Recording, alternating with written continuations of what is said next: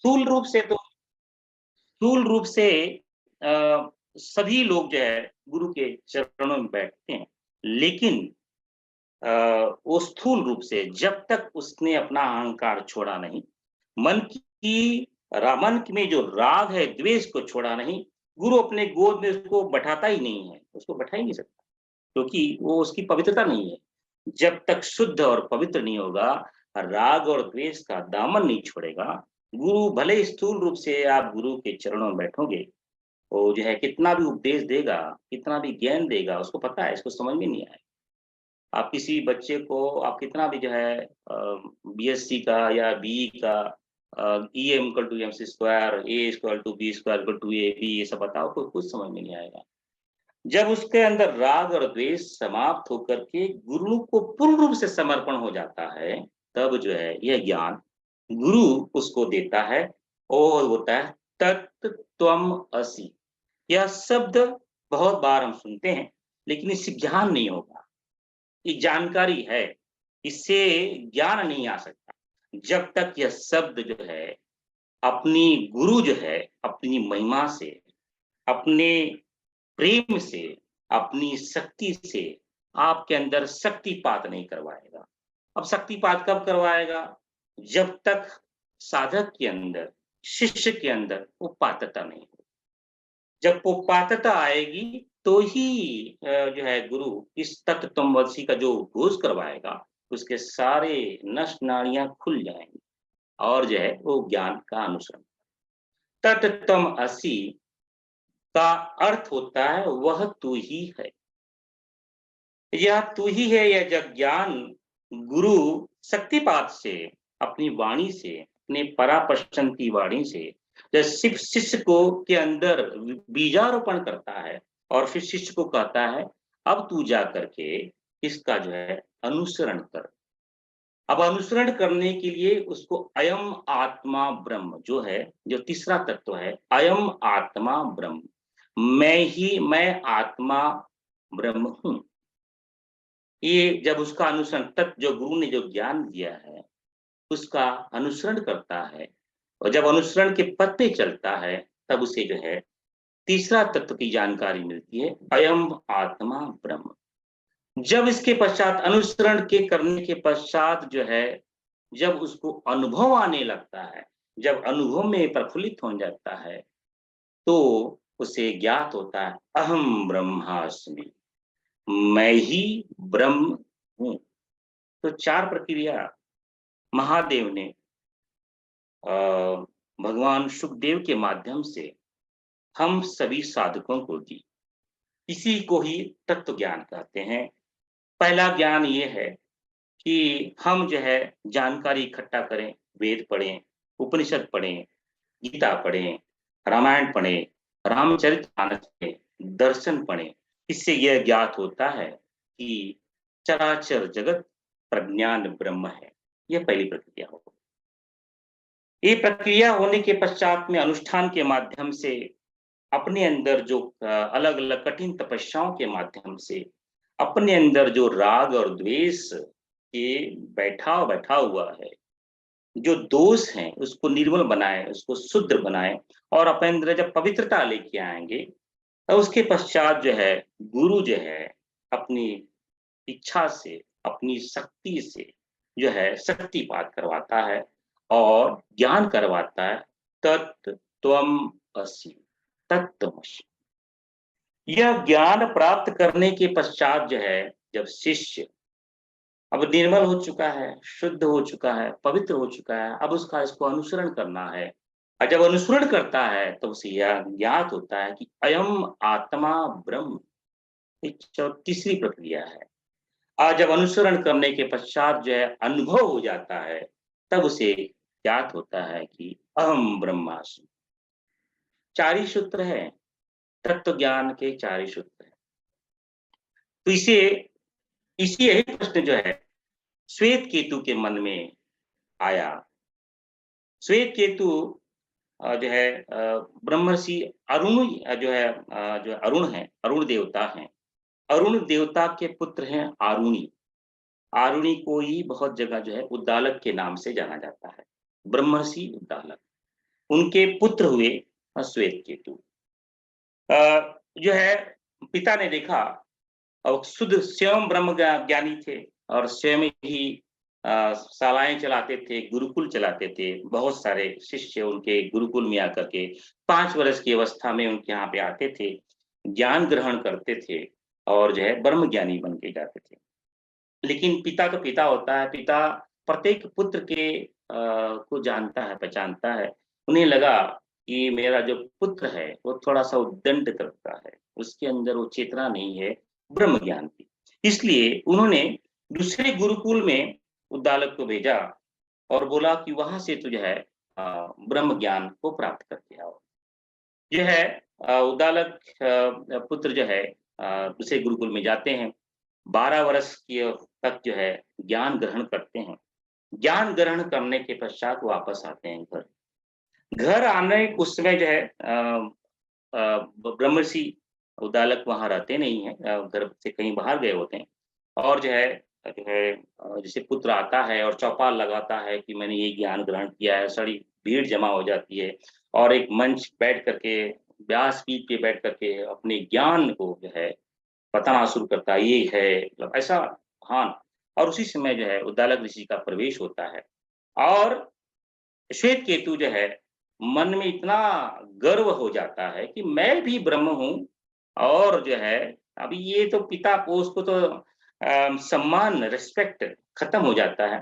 तो पिता समझ जाते हैं कि इसने अभी भी ज्ञान ग्रहण नहीं किया है।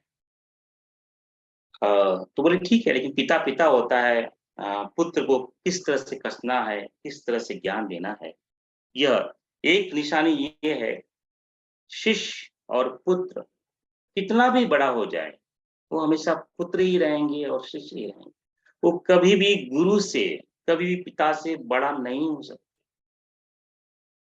क्योंकि अगर एक भाव आ जाए, तो समझ लेना कि वो जो है, वो शिष्य नहीं बना है, पुत्र नहीं बना है।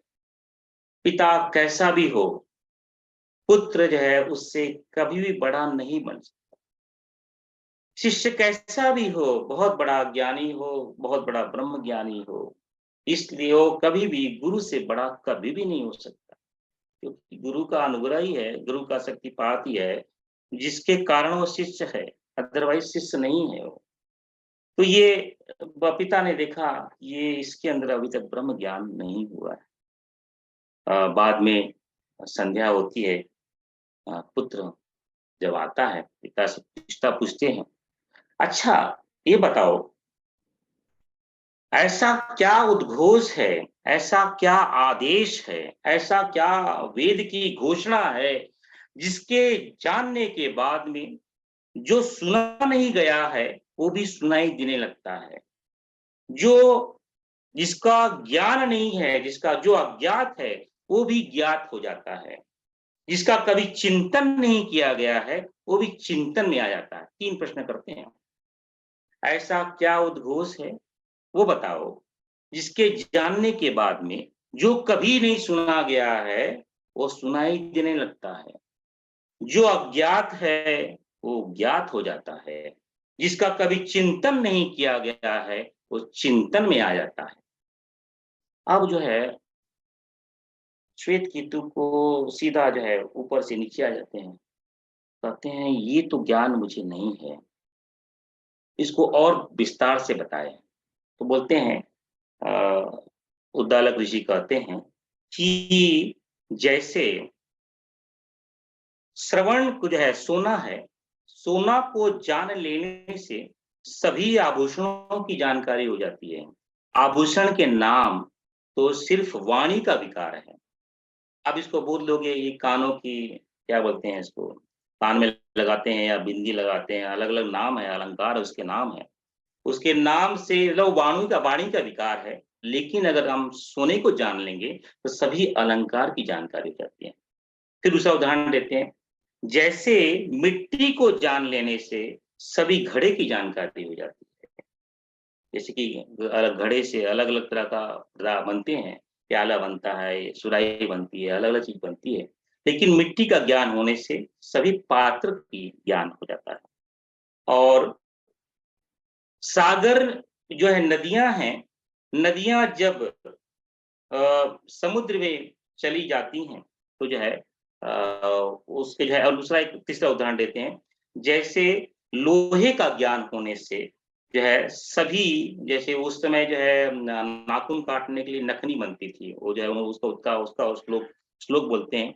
जैसे लोहे को जानने से जो है जो है जो नाखून को काटते हैं उसको नेल कटर आजकल बोलते हैं, तो उसका ज्ञान हो जाता है, सभी लोहे के बने पदार्थ हो जाते हैं। 3 उदाहरण देते हैं। तो श्वेत केतु कहता है, हे तात, वो तात पे आ जाता है, हे तात, मुझे इसका ज्ञान नहीं है और मेरे गुरु ने भी इसका ज्ञान नहीं दिया है। आप यह प्रश्न पूछ रहे हैं, इसका मतलब इसका ज्ञान आपके पास में है, यह ज्ञान मुझे दीजिए। अब जो है उसके पश्चात जो है अ, ब्रह्मर्षि उद्दालक जो है अलग-अलग उदाहरणों के माध्यम से श्वेत केतु को 9 बार तत् त्वम असि का जो है ज्ञान करवाते हैं। तत् त्वम असि, वह तू ही है। उसकी कहानी बड़ी लंबी है, तो उस कहानी में जाएँगे तो बड़ा समय निकल जाएगा।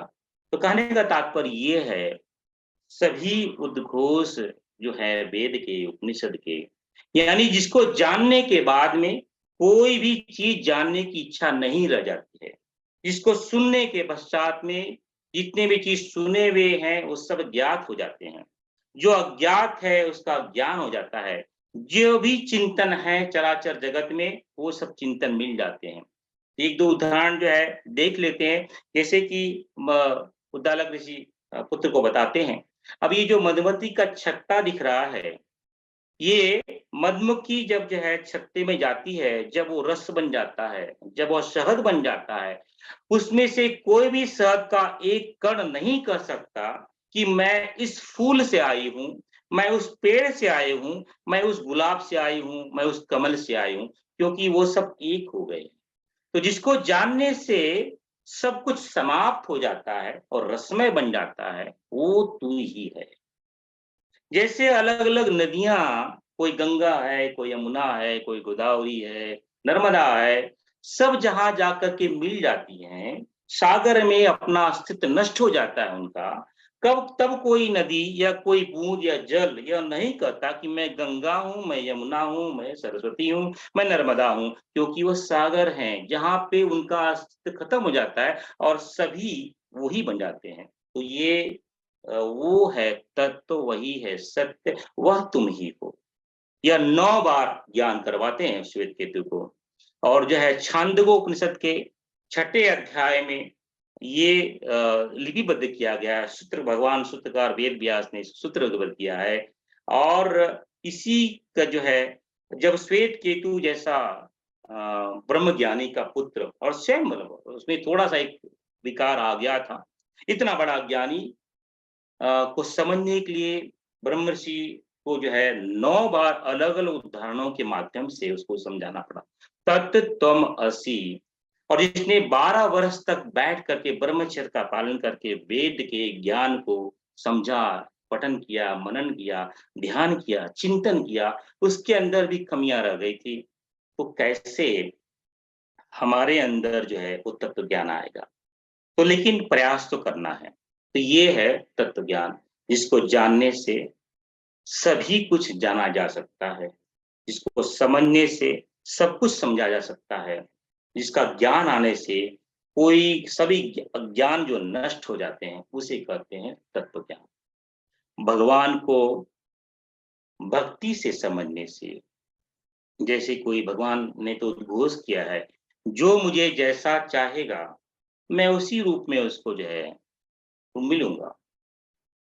तो जितना मन को आप सूक्ष्म करेंगे, उतना ही ब्रह्म जो है जो है विराट होगा। अगर आप उसको जो है पूजन जो है हनुमान के रूप में करेंगे, तो जो है हनुमान जी की जो पराकाष्ठा है, वहाँ तक ही आपको गति मिलेगी।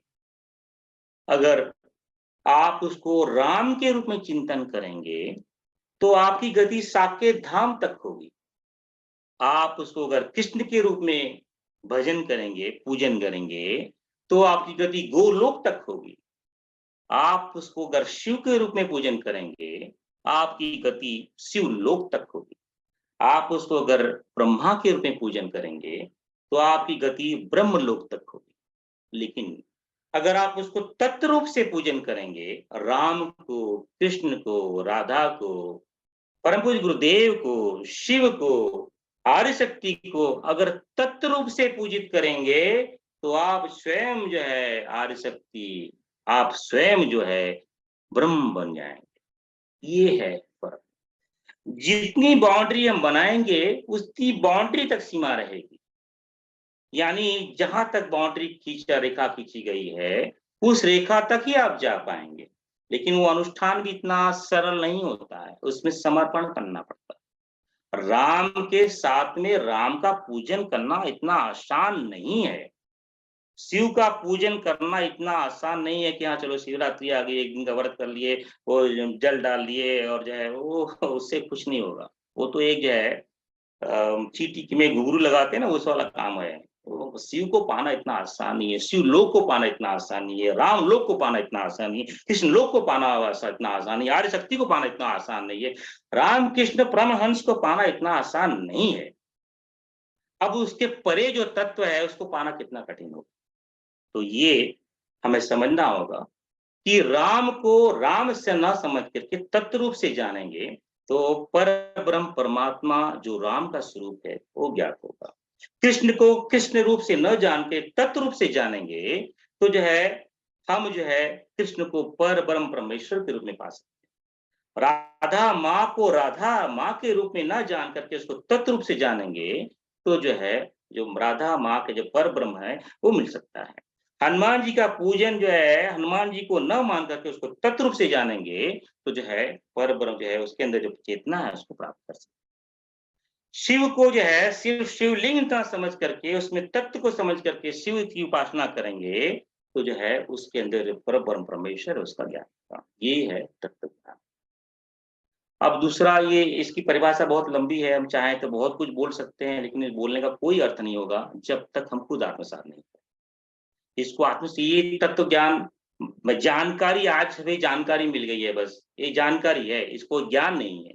जब तक 4 चीज़ें नहीं आएँगी, प्रज्ञान ब्रह्म, तत्त्वमसि, जब तक वो गुरु नहीं मिलेगा, सद्गुरु नहीं मिलेगा, बैठ करके आपके अंदर शक्तिपात नहीं करवाएगा। लेकिन शक्तिपात करने के पहले की शर्त है, राग और द्वेष का त्याग करना पड़ेगा और आपके अंदर शुद्धता और पवित्रता लानी पड़ेगी, तभी तो शक्तिपात होगा, नहीं तो नहीं होगा। तो जब वो शक्तिपात करेगा, तत्त्वमसि का उद्घोष करवाएगा, तब जो है आप अनुसरण करेंगे। ये उसके बाद में जो है अयम आत्मा ब्रह्म का सूत्र आत्मसात करेंगे, उसके पश्चात अहम ब्रह्मास्मि का तत्व ज्ञान होगा। अब मैं ही ब्रह्म हूँ। अब भटका हुआ देवता का चिंतन करके बहुत अच्छी बात है, चिंतन करना चाहिए। लेकिन क्यों चिंतन कर रहे हैं? क्या चिंतन कर रहे हैं? माँ आदिशक्ति के अनुष्ठान कर रहे हैं, बहुत अच्छी बात है। क्यों कर रहे हैं? तो उसका उद्देश्य क्या है? अगर उद्देश्य क्लियर होगा, तो तत्व ज्ञान होगा। अगर उद्देश्य ये है कि इस प्रखर साधना से मेरे पैर के घुटनों में जो दर्द है, वो कम हो जाए। मेरे को जो नौकरी नहीं मिल रही है, नौकरी मिल जाए। मैं टॉप पोज़ीशन में आ जाऊँ, ये हो जाए, तो वहीं तक सीमित रहेगा प्रखर साधना। और उसके लिए एक प्रखर साधना से नहीं होगा, मल्टीपल प्रखर साधना करनी पड़ेगी। लेकिन उद्देश्य है, प्रखर साधना के माध्यम से मैं अपना परिष्कार करूँ, मैं अपने आप को जानूँ, तो ये बहुत बड़ा उद्देश्य है और यही उद्देश्य होता है। गुरुदेव के चरणों में बैठ कर के गुरुदेव से एक ही वंदना करूँ कि हे गुरुदेव, मुझ पर ऐसा संस्कार लाइए ताकि मैं अपने आप को जान सकूँ। तभी जो है आस्ते-आस्ते जो है वो तत्त्वमसि का ज्ञान देगा। इसलिए एक श्लोक जो है शुक्र रहस्योपनिषद में भगवान महादेव, उमा, भगवान माता पार्वती उपदेश देने के पहले सुखदेव से प्रार्थना करवाने के लिए बोलते हैं, आप जो है प्रार्थना करो, सच्चिदानंद रूपाय जो है शिष्य संताप हारिणे, जो श्लोक आप बार-बार बोलते हैं और गायत्री महाविज्ञान के सभी श्लोकों में मैंने इसको उच्चारण किया है, तत्त्वमसि, गुरु कौन है जो वो श्लोक जो है महादेव जो है सुखदेव जी को सुनाते हैं। पहले इसको आत्मसात करने के पश्चात में गुरु को अंगीकार कर, गुरु को अंगीकार करेगा, गुरु से एक रूपता बना, तभी ये ज्ञान हो सकता है। चलते फिरते तत्त्वमसि, भटका हुआ दे सोहम अस्मि, अहम ब्रह्मास्मि बोलने से कुछ नहीं होगा। ये तो पात्र है, अमृत तो गुरु सत्ता के जो है चरणों में है। अब गुरु कौन है? अब ये बड़ी भ्रांति होती है। लोगों को लगता है कि हम जो है भगवान राम के भक्त हैं, पंडित श्री राम शर्मा आचार्य के शिष्य हैं। लेकिन जिस तरह से आप जो है गुरु को देखोगे, गुरु उतना ही देगा। अगर राम को सिर्फ जो है बच्चा देने के लिए, बंगला खरीदने के लिए, प्रगति करने के लिए आप पूजन करेंगे तो वही मिलने वाला है और कुछ नहीं मिलेगा। लेकिन अपने आप को जानने के लिए बहुत तो बोलते हैं कि हमारे गुरुदेव हमारी रक्षा करेंगे।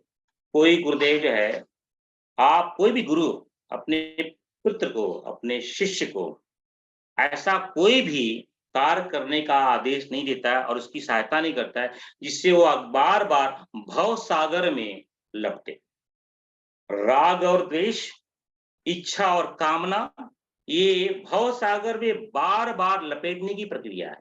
बहुत सारे साधक मैंने सुना है बोलते हैं कि गुरुदेव की इच्छा से मुझे प्रमोशन मिल गया। गुरुदेव कभी भी ऐसा इच्छा नहीं करेंगे। प्रमोशन आपके कर्म की वजह से मिला है, आपके प्रारब्ध की वजह से मिला है। अगर गुरुदेव की कृपा होगी, आशीर्वाद होगी, तो आपके अंदर वैराग्य आएगा, आपके अंदर विवेक आएगा, आपके अंदर जो है आराधना आएगी, आपके अंदर साधना आएगी, आपके अंदर उपासना आएगी। जब गुरुदेव की कृपा होगी। गुरुदेव की कृपा से कोई गाड़ी, घोड़ा, बंगला, आपका शरीर का जो है हार्ट का ऑपरेशन बढ़िया हो जाए, ये कुछ नहीं होगा। ये आपके प्रारब्ध और कर्म की वजह से होगा। गुरुदेव की कृपा होगी, सचमुच कृपा होगी, तब जो है आपके अंदर वैराग्य आएगा, विवेक आएगा, आपके अंदर द्वेष भागेगा, राग भागेगा, आप पवित्र होंगे, शुद्ध होंगे, निर्मल होंगे। ये गुरु होता है और ये जब ऐसी कृपा होती है, तो वही गुरु सद्गुरु बन जाता है। जो गुरु तो बहुत मिलते हैं, क्योंकि क्या है कि शिष्य की कल्पना जो है सांसारिक भाव से ही जुड़ी रहती है, इसलिए उसे गुरु ही मिलते हैं। वही गुरु सद्गुरु कब बनेगा? जब तक हमारे अंदर पात्रता नहीं हो। ये आप उपनिषद पढ़ोगे बहुत सारे उदाहरण मिलते हैं कि एक ही गुरु जो है शिष्य वो बोलता है कि मैं आपको गुरु के रूप में आपको मैं आत्मसात करना चाहता हूँ। तो बोलता है कि नहीं, मैं आपका गुरु नहीं बन सकता। आप यहाँ जाइए, वहाँ जाइए, इनसे मिलिए, उनसे मिलिए, ये तपस्या कीजिए, तब आपको गुरु की प्राप्ति होगी।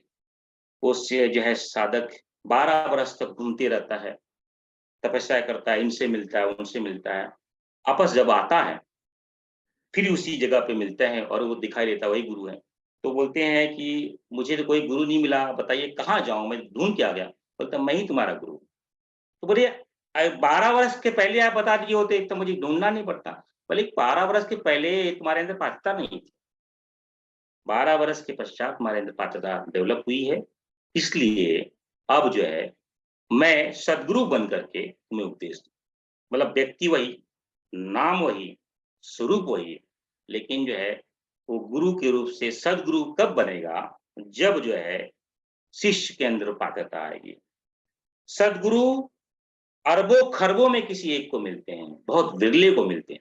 सबको गुरु तो मिल जाते हैं, लेकिन सद्गुरु, उसी गुरु को सद्गुरु के रूप में आत्मसात करना पाना और वही गुरु सद्गुरु के रूप में परिवर्तित हो जाना बड़ा कठिन है, बिरला है, मतलब दुर्लभ है। मतलब ये वो मुश्किल है। मतलब कि भगवान बुद्ध आए, सिर्फ 500 लोग जो है निर्वाण को प्राप्त कर पाए। सिर्फ 500 लोग। मतलब 500 लोगों ने उस बुद्ध को सद्गुरु के रूप में जाना, तब उन्होंने जो है उसको आत्मसात करा। भगवान शंकराचार्य आए, गिनती के लोग ही जो है उस ब्रह्म ज्ञान को प्राप्त कर पाए। रामकृष्ण परमहंस जी आए, सिर्फ जो है 54 लोग गिन के ही ब्रह्म ज्ञान को प्राप्त कर, 54 लोग। मतलब कितना कठिन है, आई मीन इतना आसान नहीं है कि गुरु का सदगुरु रूप में परिवर्तन हो जाना। इस तो अभी पहला प्रश्न हुआ, दूसरा प्रश्न है कि भाई स्पूर्णा क्यों ही ब्रह्म में? अब तो ये ऋषि ही जाने, मेरी इतनी क्षमता नहीं है, मेरा इतना अधिकार नहीं है कि मैं ये बता पाऊँ कि ब्रह्म में स्फुरना क्यों हुई? क्योंकि मैं तो स्थूल शरीर से राजेश हूँ और वो तो ब्रह्म है। अब वो क्या बताएँ? मैं क्या बताऊँगा? कोई ब्रह्म ज्ञानी ही बता सकता है कि वो ब्रह्म में स्फुरना क्यों हुई, या फिर जब आप ब्रह्म ज्ञानी बन जाएँगे तब इसका आप जो है अपने आप उत्तर मिल जाएगा। तो मेरे पास में आज के समय, और अगर मैं बता भी दूँ तो आपको समझ में नहीं आएगा। उसका तो मतलब कि अर्थ नहीं है इस प्रश्न का करने का। हम अपनी आप पतता बढ़ाएँ। अभी बोले कि कोई बोलते हैं कि भई सूक्ष्म शरीर में ऐसी झंकार होती है, अगर मैं आपको बताऊँगा तो कैसे समझ में आएगा? जब तक आप खुद अनुभव नहीं करेंगे, जब तक जो है मिठाई मैं खुद नहीं खाऊँगा, तो मिठाई का कितनी भी विवेचना कर लो, सब व्यर्थ है, वेस्ट है। सिर्फ हाँ, हमारा जानकारी मिल जाएगी। लेकिन जब आप मिठाई खाएँगे तब मज़ा आएगा, अरे मालूम पड़ेगा, अरे ओह! मिठाई तो इसको मिठाई कहते हैं। तो इसलिए ये प्रश्न ही अकारण है। इस प्रश्न का कोई अर्थ नहीं है मेरे हिसाब से, ब्रह्म में स्फुरना क्यों हुई है? अब इस प्रश्न को जानने की जिज्ञासा बड़ी उत्कृष्ट है, अच्छी बात है। उसके लिए आप जो है वेद का ज्ञान करें, भगवद गीता का ज्ञान करें, गायत्री महाविज्ञान का ज्ञान ग्रहण करें, रामायण का ज्ञान ग्रहण करें, दर्शन का ज्ञान ग्रहण करें। जब ये ज्ञान प्रफुल्लित होगा तो सद्गुरु कोई आपके जीवन में आएगा, आपके अंदर शक्तिपात करवाएगा, तत्तम असि का ज्ञान करवाएगा, और उसके पश्चात आप अनुसरण करेंगे तो अयम आत्मा ब्रह्म का बोध होगा। अयम आत्मा का बोध होने के बाद में अयम ब्रह्म अहम ब्रह्मास्मि की अनुभूति होगी। तब आपको समझ में आ जाएगा कि ब्रह्म में स्फुरना क्यों हुई। अब ये प्रक्रिया से आप जो है समझ सकते। तो इसी 2 प्रश्नों को यहाँ पे रोक करके अब मैं अ, किसी साधक का प्रश्न हो, फिर से आध्यात्मिक प्रश्न ही करें। अब ये मत करें कि भई मुझे यहाँ दर्द हो रहा है, वहाँ दर्द हो रहा है, ये हो रहा है, ऐसा प्रश्न मत करें। वो मतलब वेस्ट है, वो सब उसका कोई अर्थ नहीं है, और उसकी पूरी जानकारी मैंने ग्रुप में भेजी है। आपकी आध्यात्मिक जिज्ञासा है, गायत्री महाविज्ञान की जिज्ञासा है, आप सभी ने 10 एपिसोड देखे होंगे, उसके अंदर कोई प्रश्न हो, तो वही प्रश्न करें। बाकी के प्रश्न का मैं उत्तर नहीं दे पाऊँगा और देना भी नहीं चाहूँगा। तो जो है वन बाय वन अगर फिर से आप सभी से क्षमा प्रार्थना। और जो है मैं बहुत सारे साधकों के फ़ोन आते हैं। आजकल मैं व्हाट्सएप पे ज़्यादा रहता नहीं हूँ, फ़ोन में किसी का उठाता नहीं हूँ। तो बहुत सारे साधकों के प्रश्न मिस हो गए होंगे। 5 अब तो जो है जो भी साधक प्रश्न करना चाहें, वो जो है प्रश्न करें एक-एक करके। विक्रांत। भैया रुक्मणी दीदी है, उनका हाँ, कुछ प्रणाम। जय गुरुदेव। जय गुरुदेव। हाँ जी, मैं ये एक पूछना चाहती हूँ, 5 कोश जागरण और जो अमृत वर्षा ध्यान बताया, उसमें हृदय चक्र मुझे स्थान समझ में नहीं आया। कभी अच्छा, लगता है कि वो आज्ञा चक्र के पास है, कभी लगता है कि वो हृदय स्थान में है। तो आई एम तो आपने हाईली लगता है कंफ्यूज। वीडियो नंबर 10 देखा नहीं है। I had not seen that. Yeah sorry for that. Please see that. So okay, yeah so I mean ठीक है। जब हम कारण शरीर का ध्यान करते हैं, तो कारण शरीर में क्या एक ही शरीर होता है। उस कारण शरीर में जो हमारा हृदय चक्र, जो सहस्त्रार्थ ही हमारा हृदय चक्र है। तो उस समय जो है सहस्त्रार्थ को हृदय चक्र कहा जाता है। जब हम जो है 3 शरीर का ध्यान करते हैं, तो अनाहत चक्र ही जो है हमारा हृदय चक्र है। जब 3 शरीर जो है 3 शरीर का ध्यान करते हैं। तो ये अलग-अलग ध्यानों में जो है गुरुदेव ने अध्यात्म जगत में अभी, अब मैं आपको बोलूँ मेरुदंड क्या है? आप स्थूल भाषा में बोलोगे भई मेरुदंड है, शरीर को पकड़ने की प्रक्रिया है। नहीं, अध्यात्म जगत में मेरुदंड को मस्तिष्क कहा जाता है। और सहस्त्रार को हृदय कहा जाता है, क्योंकि यहीं से जो है पूरा अमृत में बढ़ता है। तो ये आप किस शरीर का ध्यान कर रहे हैं, किस भाव से कर रहे हैं, और जो गुरु किस भाव से बता रहा है, किस लय में बता रहा है, किस चीज को बता रहा है। तो जैसे कि अब जो है भारत देश है, भारत देश में जब हम चर्चा करते हैं तो भारत देश में हम राष्ट्रपति का नाम लेते हैं कि वो हमारा सर्वश्रेष्ठ नागरिक है और सर्वोच्च नागरिक है और सर्वप्रथम नागरिक है। लेकिन अगर मैं महाराष्ट्र में हूँ या कर्नाटका में हूँ तो मैं क्या बोलता हूँ, ये राज्यपाल ही सर्वश्रेष्ठ और सर्वप्रथम नागरिक है। वहां तो राष्ट्रपति बोल दिया, यहाँ पे राज्यपाल बोल दिया। तो किस प्रक्रिया में, किस ढंग से गुरु क्या आदेश देता है, वो जो है उस तरह से हृदय चक्र बदल जाते हैं। स्थूल शरीर में हृदय चक्र यहाँ है। अगर रामकृष्ण, जो आप महर्षि रमन को सुनेंगे, महर्षि रमन बोलते हैं हृदय चक्र यहाँ पे है। अब जो है सुनो, शिवम महाकाल का अवतार महर्षि रमन, अब वो कह रहे हैं हृदय चक्र यहाँ पे है।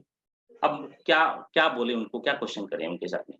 तो जो है ये महर्षियों की, ऋषियों की वाणी है, वो किस परिप्रेक्ष्य में बोल रहे हैं वो जानना अति आवश्यक है। लेकिन कारण शरीर का ध्यान कर रहे हैं तो जो है हृदय सहस्त्रार्थ है। हम 3 शरीर का ध्यान कर रहे हैं, अनाहत चक्र आपका हृदय चक्र है। जी प्रणाम। भैया अमिता दीदी है, उनको unmute- जी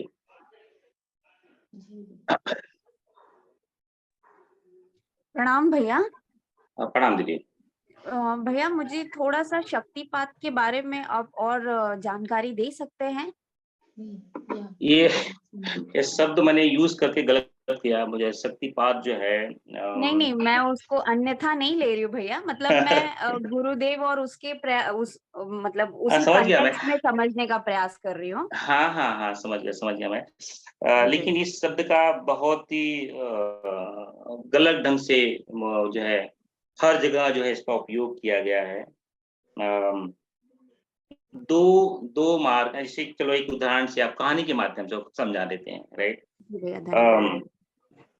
आदि गुरु जब महाकाल भगवान शंकराचार्य के रूप में प्रकट हुए, उनका प्रकटीकरण हुआ तो अनेक शिष्य बने। उनमें से 4 शिष्य श्रेष्ठ बने, 4 शिष्य श्रेष्ठ थे। उसमें जो एक पहला शिष्य था, तो जो है उन चारों की बात नहीं करेंगे, इसमें 2 शिष्य का उदाहरण हम देंगे। एक शिष्य था जो है, उसका नाम जो है वो जो है कुछ नहीं, उसको भगवान क्या बोल रहे हैं, क्या समझा रहे हैं, उसको कुछ लेना देना नहीं था। उसको को चिंतन तो सिर्फ और सिर्फ भगवान शंकराचार्य के उठने में, बैठने में, और उनको कब प्यास लग जाए, उनका चिंतन तो ये होता रहे भगवान को कब प्यास लग जाए, मैं तुरंत पानी लेके खड़ा रहूं। वो रात भर सोता नहीं था। भगवान शंकराचार्य अपनी कुटिया में जब चले जाते थे, बाहर बैठ करके वो ध्यान सुनता रहा कि कहीं भगवान उठे तो उनको पानी की प्यास लगेगी तो मैं तुरंत पानी दे दूं। भगवान जाए स्नान करने के लिए तो जो है मैं उनके साथ उनके कपड़े लेके जाऊं। उसका जो चिंतन जो है हमेशा जो है वो गुरु के में अंदर पूरा शरीर से, मन से, वाचा से, वाणी से पूरा जो है गुरुमय हो गया था। अब जो है इतना बड़ा ब्रह्मज्ञानी जो है आदि शंकराचार्य, उसके बहुत सारे अनंत शिष्य थे। अब इस सभी शिष्य हंसते थे, यार ये कैसा मूर्ख है, यह भगवान शंकराचार्य जी के पास में आकर के वेद के ज्ञान को प्राप्त नहीं कर पाया, वेद के ज्ञान को प्राप्त नहीं कर पाया। उसका चिंतन तो सदैव भगवान आदि शंकराचार्य में ही रखा था। उसने वेद को, ब्रह्म ज्ञान को कभी उसने चिंतन नहीं किया, हो भगवान को ही रमण हमेशा जो है रमण करता था। तो एक बार जो है वो जो है शिष्य भगवान के कपड़े धोने के लिए नदी पे गया था और भगवान शंकराचार्य का समय हो गया था बोलने का, वेद का ज्ञान देने का। वो सभा में आए, सभी शिष्य बैठे और भगवान भी बैठे। तो उन्होंने पूरे तरफ नजर घुमाई तो उसमें वो शिष्य दिखाई नहीं दिया। तो उन्होंने जो है प्रवचन नहीं दिया, चुपचाप बैठे रहे। 15 मिनट हो गया, 20 मिनट हो गया, आधा घंटा हो गया। सब शिष्य ने बोला कि भगवान आप किसका इंतजार कर रहे हैं, हम सब तो आ गए। बोलते नहीं वो जो है सनानंद है वो अभी तक नहीं आया। तो बाकी के शिष्य बोलते हैं कि भगवान उसको तो ज्ञान की लालसा ही नहीं है, वो तो मूर्ख है, वो जड़ है। भगवान को समझ में आ गया कि ये उसका उपहास करते हैं और तुरंत जो है उस सनानंद का जो है भगवान शंकराचार्य जो आवाहन करते हैं और जो है वहां से भागता भागता शिष्य आता है और तोटक छंद में भगवान की स्तुति करता है। वो छंद इतना दुर्लभ छंद है, इसलिए उस छंद के नाम से उसका नाम पड़ा तोटकाचार्य और एक नए छंद का आयाम मिला, तो इसको बोलते हैं शक्तिपात। भगवान शंकराचार्य ने अपने शिष्य में शक्तिपात करवाया और उसको जो है एक प्रमुख शिष्यों में तोटकाचार्य का नाम सुने आपने सुना रहेगा, उसने पूर्ण रूप से अपने आप को गुरु में समर्पण कर दिया था, इसको बोलते हैं। एक दूसरा उदाहरण समझ लेते हैं। एक गिरी नामक का शिष्य था, वाराणसी में रहता था, बहुत बड़ा ज्ञानी था। उसको जो है बहुत सारे लोग जो है विष्णु और अरुण के अवतार समझते थे। उसने जो है जब उसकी मुलाकात 16 वर्ष के शंकराचार्य से मिलती है, उसको समझ में आता है ये तो महाकाल का अवतार है, शिव महादेव है। उसके शरण में आता है और जो है उससे ज्ञान लेता है और उसकी दिनचर्या में रहता है। अब एक समय ऐसा आया कि भगवान शंकराचार्य नदी के इस तरफ बैठे हुए हैं और जो है वो गिरी उस तरफ है। अब बेला हो चुकी है किसकी, ब्रह्म ज्ञान की, और भगवान पुकारते हैं, हे गिरी अब मैं प्रवचन करने वाला हूँ। अब गिरी को क्या है, कुछ नहीं समझ में आया, वो नदी के उस पार में है, भगवान ने पुकारा है, गुरु ने पुकारा है, और तुरंत जो है न सोचता है न जानता है, नदी के ऊपर जो है चलते हुए आ जाता है। ये है भगवान से एकाकार। वो जो है जब नदी पे चलता है, जहां जहां उसके पैर पड़ते हैं वो डूबता नहीं है, वहां पे कमल उग जाता है। अब कमल कैसा होता है, बड़ा नाजुक होता है। आदमी का शरीर जो है 50 किलो 60 किलो 70 किलो, तब से उसका नाम जो है पद्म कमल पद्मपाद पना, वो भगवान के दूसरे शरीर में। तो मतलब ये होता है शक्तिपाठ। जब आपके अंदर गुरु के अंदर पूर्ण समर्पण आ जाएगा, तब जो होता है शक्तिपाठ। जो है, और शक्तिपात कब होता है, विवेकानंद नरेंद्र तो बहुत सारा पैदा हुए, लेकिन शक्तिपात तो जो है रामकृष्ण ने जो है विवेकानंद ने करवाया, क्योंकि वो नरेंद्र उसका पात्र था। शिष्य बहुत सारे थे, लेकिन गिरी ही पद्मपल जो है आचार्य बना, सनानंद ही जो है तोटकाचार्य बना। मतलब कि वो पवित्रता, शुद्धता, समर्पण होना चाहिए, तब जो है शक्तिपात हो। आशा है कि आपके प्रश्न का उत्तर मैंने दे पाया। जी भैया, काफी अच्छे से समाधान हुआ। प्रणाम भैया, धन्यवाद जी आपको। जी, जय गुरुदेव। प्रणाम, जय गुरु। भैया विभोर बाइशन भैया है, उनको मैं कर रहा हूँ। जी सर प्रणाम। प्रणाम। मैं विभोर बोल रहा हूँ। जी जी जी, सर वीडियो ऑन करो आप। हाँ सर। सर सर नहीं, सर आपने जैसे बताया अरे था सर कि नहीं भाई। नहीं सर। जी सर एक्चुअली आपने बताया था कि संधि काल में प्रवाह बढ़ता है, हाँ तो वो क्यों बढ़ता है, वो मतलब क्या रीजन होता है कि उस चक्कर में? अच्छा, बढ़िया है। तो आप ऑफिस में काम करते हैं? सर मैं स्टेट बैंक ऑफ इंडिया में हूँ सर, बैंक में जी हूँ। बराबर, बहुत बढ़िया। तो एक व्यक्ति का ट्रांसफर हो रहा है state bank India, location Indore से उसका ट्रांसफर बैंगलोर में हो रहा है, और उसी समय अगर वो तो मैनेजर की पदवी है, मैनेजर की पदवी तो खाली नहीं हो सकती, तो एक जाएगा और एक आएगा। एक मैनेजर जाकर के उसकी प्रमोशन होके बैंगलोर आएगा, और जो पदवी खाली हुई है उस पदवी को भरने के लिए एक मैनेजर वहां पे आएगा। अब ये आने और जाने की प्रक्रिया में एक जा रहा है और एक ये तुरंत नहीं होगा। जैसे कि इस व्यक्ति का जाना 1 फरवरी को है, तो नए व्यक्ति की नियुक्ति जो है आप जो है 1 जनवरी को हो जाएगी, 1 महीने का पीरियड मिलेगा। ताकि नॉलेज ट्रांसफर हो सके। उस नॉलेज ट्रांसफर में बड़ा घर्षण होगा। कैसे घर्षण होगा कि जो व्यक्ति जो जा रहा है अपना पूरा नॉलेज ट्रांसफर करेगा और दिखाने की कोशिश करेगा कि मुझे सब कुछ मालूम है, वो सबसे बड़ा ज्ञाता है। ये बैंक जो है state bank of India Indore, उसकी वजह से ही चल रहा था। वो था इसलिए state of bank of India, it is because of that. अभी जो बंदा नया आया है वो भी इसका अहंकार है, वो भी बोलेगा कि यस, वो भी दिखाने की चेष्टा करेगा कि मैं इतना नॉलेजेबल हूँ, इंदौर क्या मैं पूरे जो है वर्ल्ड के सभी स्टेट बैंक इंडिया को जो है संभाल सकता हूँ। तो ये आदान प्रदान की प्रक्रिया, घर्षण की प्रक्रिया जब होगी, जब जो एक चीज आ रहा है और एक चीज जा रहा है, तब घर्षण होता है, तो उसको बोलते हैं संधि काल। एक चीज का आना, वैसे हमेशा नॉलेज ट्रांसफर तो होते रहता है, लेकिन जब एक आता है और एक जाता है तब बड़ा घर्षण बढ़ जाता है, इसे कहते हैं संधि काल। प्रसव की प्रक्रिया कैसी होती है? एक नया जन्म लेने वाला है, लेकिन उसमें इतनी पीड़ा होती है और इतना उल्लास भी होता है, बड़ा आनंद भी होता है कि एक नया जन्म ले रहा है, और एक बहुत बड़ी पीड़ा भी होती है कि बहुत बड़ा मुश्किल है। जैसे कि अभी द्वापर खत्म होकर के जब कलयुग आया तो बड़ा घर्षण हुआ, महाभारत का युद्ध हुआ, पूरे यदुवंश का नाश हुआ, पूरी जितनी भी जो है यंत्र थे उनका नाश हुआ, तो जितने भी यंत्र थे सब नष्ट हो गए। फिर से नया युग आया, घर्षण हुआ। तो जब भी एक चीज आता है एक चीज जाता है, उससे कहते हैं संधि काल। और प्रत्येक क्षण जो है अध्यात्म जगत में तो प्रत्येक क्षण संधि काल है, क्योंकि एक श्वास में छोड़ रहा हूं और एक प्राण ले रहा हूं, ये भी तो संधि काल है। वो तो बड़ी बड़ी बड़ी मोटी मोटी बात हो गई। अगर आप और अंतम चिंतन में जाओगे तो समझ में आएगा कि मैं छोड़ रहा हूं, पकड़ रहा हूं।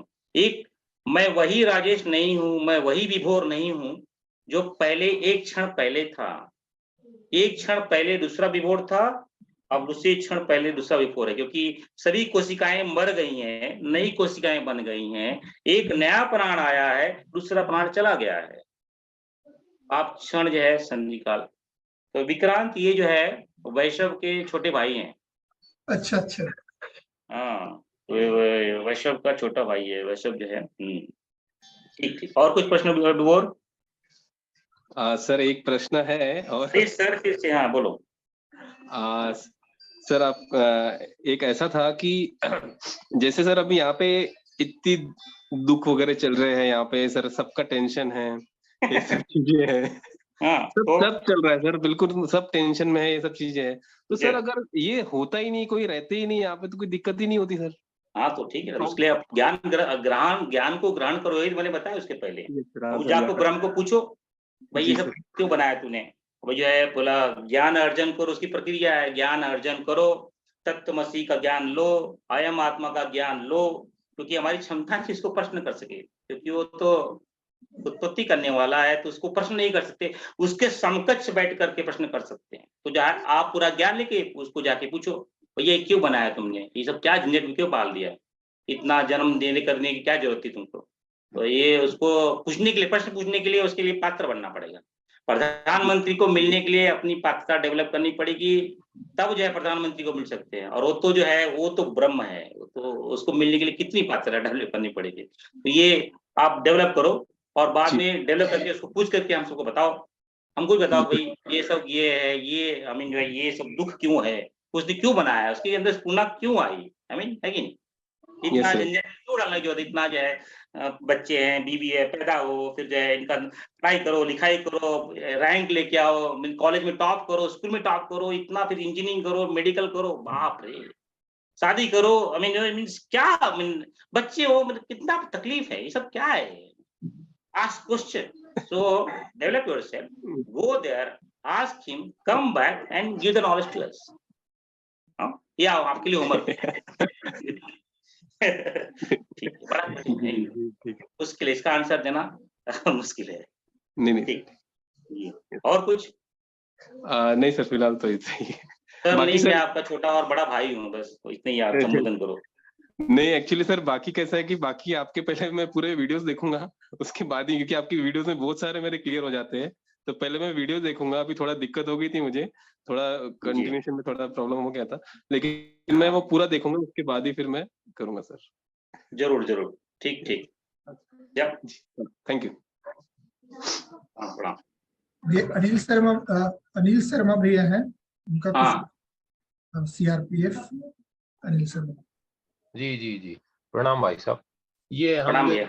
हाँ ध्यान करते वक्त गुरुजी बोलते हैं सविता में समर्पण विसर्जन विलय, जब विलय हाँ। हो गए सविता हमसे, उसके बाद फिर करते हैं कि नाभि में सविता का ग्रहण कर रहे हैं, वहां से हम फिर दोबारा के पार्ट 1 पार्ट 2 है क्या? एक बार वहाँ विलय हो गए, हम विसर्जित हो गए, उसके बाद फिर से ध्यान वो नाभि से शुरू करके अंदर लेके, थोड़ा भाई समझाइए।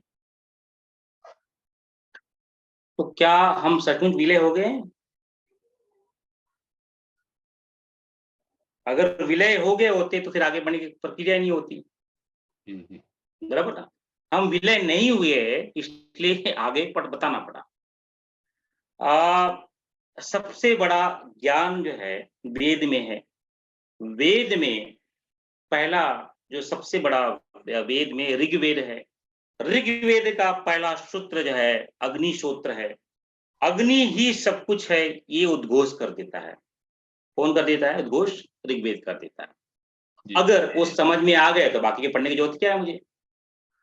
अब हम समझ ही नहीं पाते हैं, तो इसलिए आगे की यात्रा करनी पड़ती है ना। तो अष्टवर्ग का जो थे बहुत बड़े ऋषि, उन्हें तो पहले ही ज्ञान हो गया था, तो फिर उनको आगे ज्ञान लेने की जरूरत ही नहीं थी। तो ये है ये दूसरा एक ऐसा है कि एरोप्लेन को उतारने के लिए पहले अपनी पवित्रता बनानी पड़ती है। एकाकार जो है, हम अभी इतने पवित्र नहीं बने हैं। हमारे अंदर जो है स्थूल सूक्ष्म और कारण के विकार क्षण क्षण और पल पल जो है ऊपर आते रहते हैं। तो कुछ एकाक क्षण के लिए भी अगर हम सविता में विलीन हो गए, एक हो गए, अद्वैत बन गए, एकत्व हो गए, सविता में ये हो गए, तो उस एक क्षण के माध्यम से जो है आगे की यात्रा कर सकते हैं। इसलिए परम गुरुदेव जब किसी भी ध्यान की प्रस्तावना रखते हैं, उस ध्यान की प्रस्तावना में पहले हमें पवित्र बनाते हैं। पवित्र जो है जल से पवित्रीकरण नहीं, जो है हमें मन से पवित्र, हमारी भूमिका बनवाते हैं।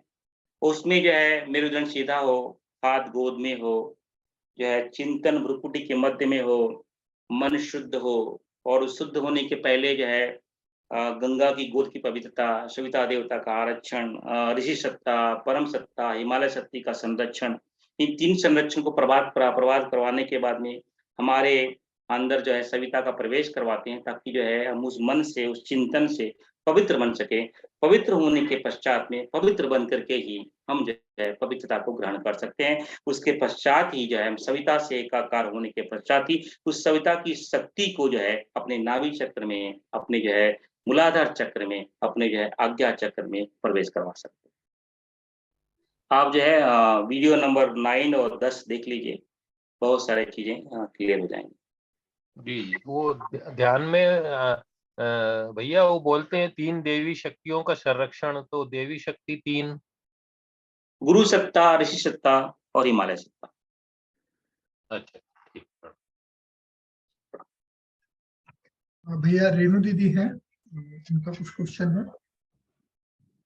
जी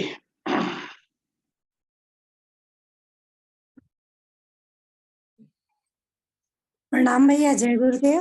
प्रणाम दीदी। भैया मेरा यही प्रश्न है कि जो आप बूटी कल्प बताते हैं, तो वो तो कहीं मिली नहीं, हमने कई जगह देखा, तो मैं प्रज्ञा पे लेती हूँ उसकी जगह, पर हमारे घर में ही ब्राह्मी भी लगा है, गिलोय भी लगा है, शंख पुष्पी भी लगा है, असगंध भी लगा, पर हम उनका सही यूज ही नहीं कर पाते, पता नहीं है कैसे यूज करना। नहीं दीदी, ऐसा है कि जब साधना बड़ी होती है, जब अनुष्ठान काल बड़ा हो जाता है, तो बहुत अत्यधिक मात्रा में शल्य प्रक्रिया हमारे शरीर पे चलती है। तो उस शल्य प्रक्रिया में जो है बहुत सारे कल्प जो है ऋषियों ने बनाए हैं, ताकि जो है जो शरीर में जो संताप होगा, जो शरीर में छेदन और भेदन होगा, जो तुड़ाव और जुड़ाव होगा, उस पे लेप लगाने के लिए हर्बल की कुछ औषधियाँ हैं, बहुत लाभदायी होती हैं।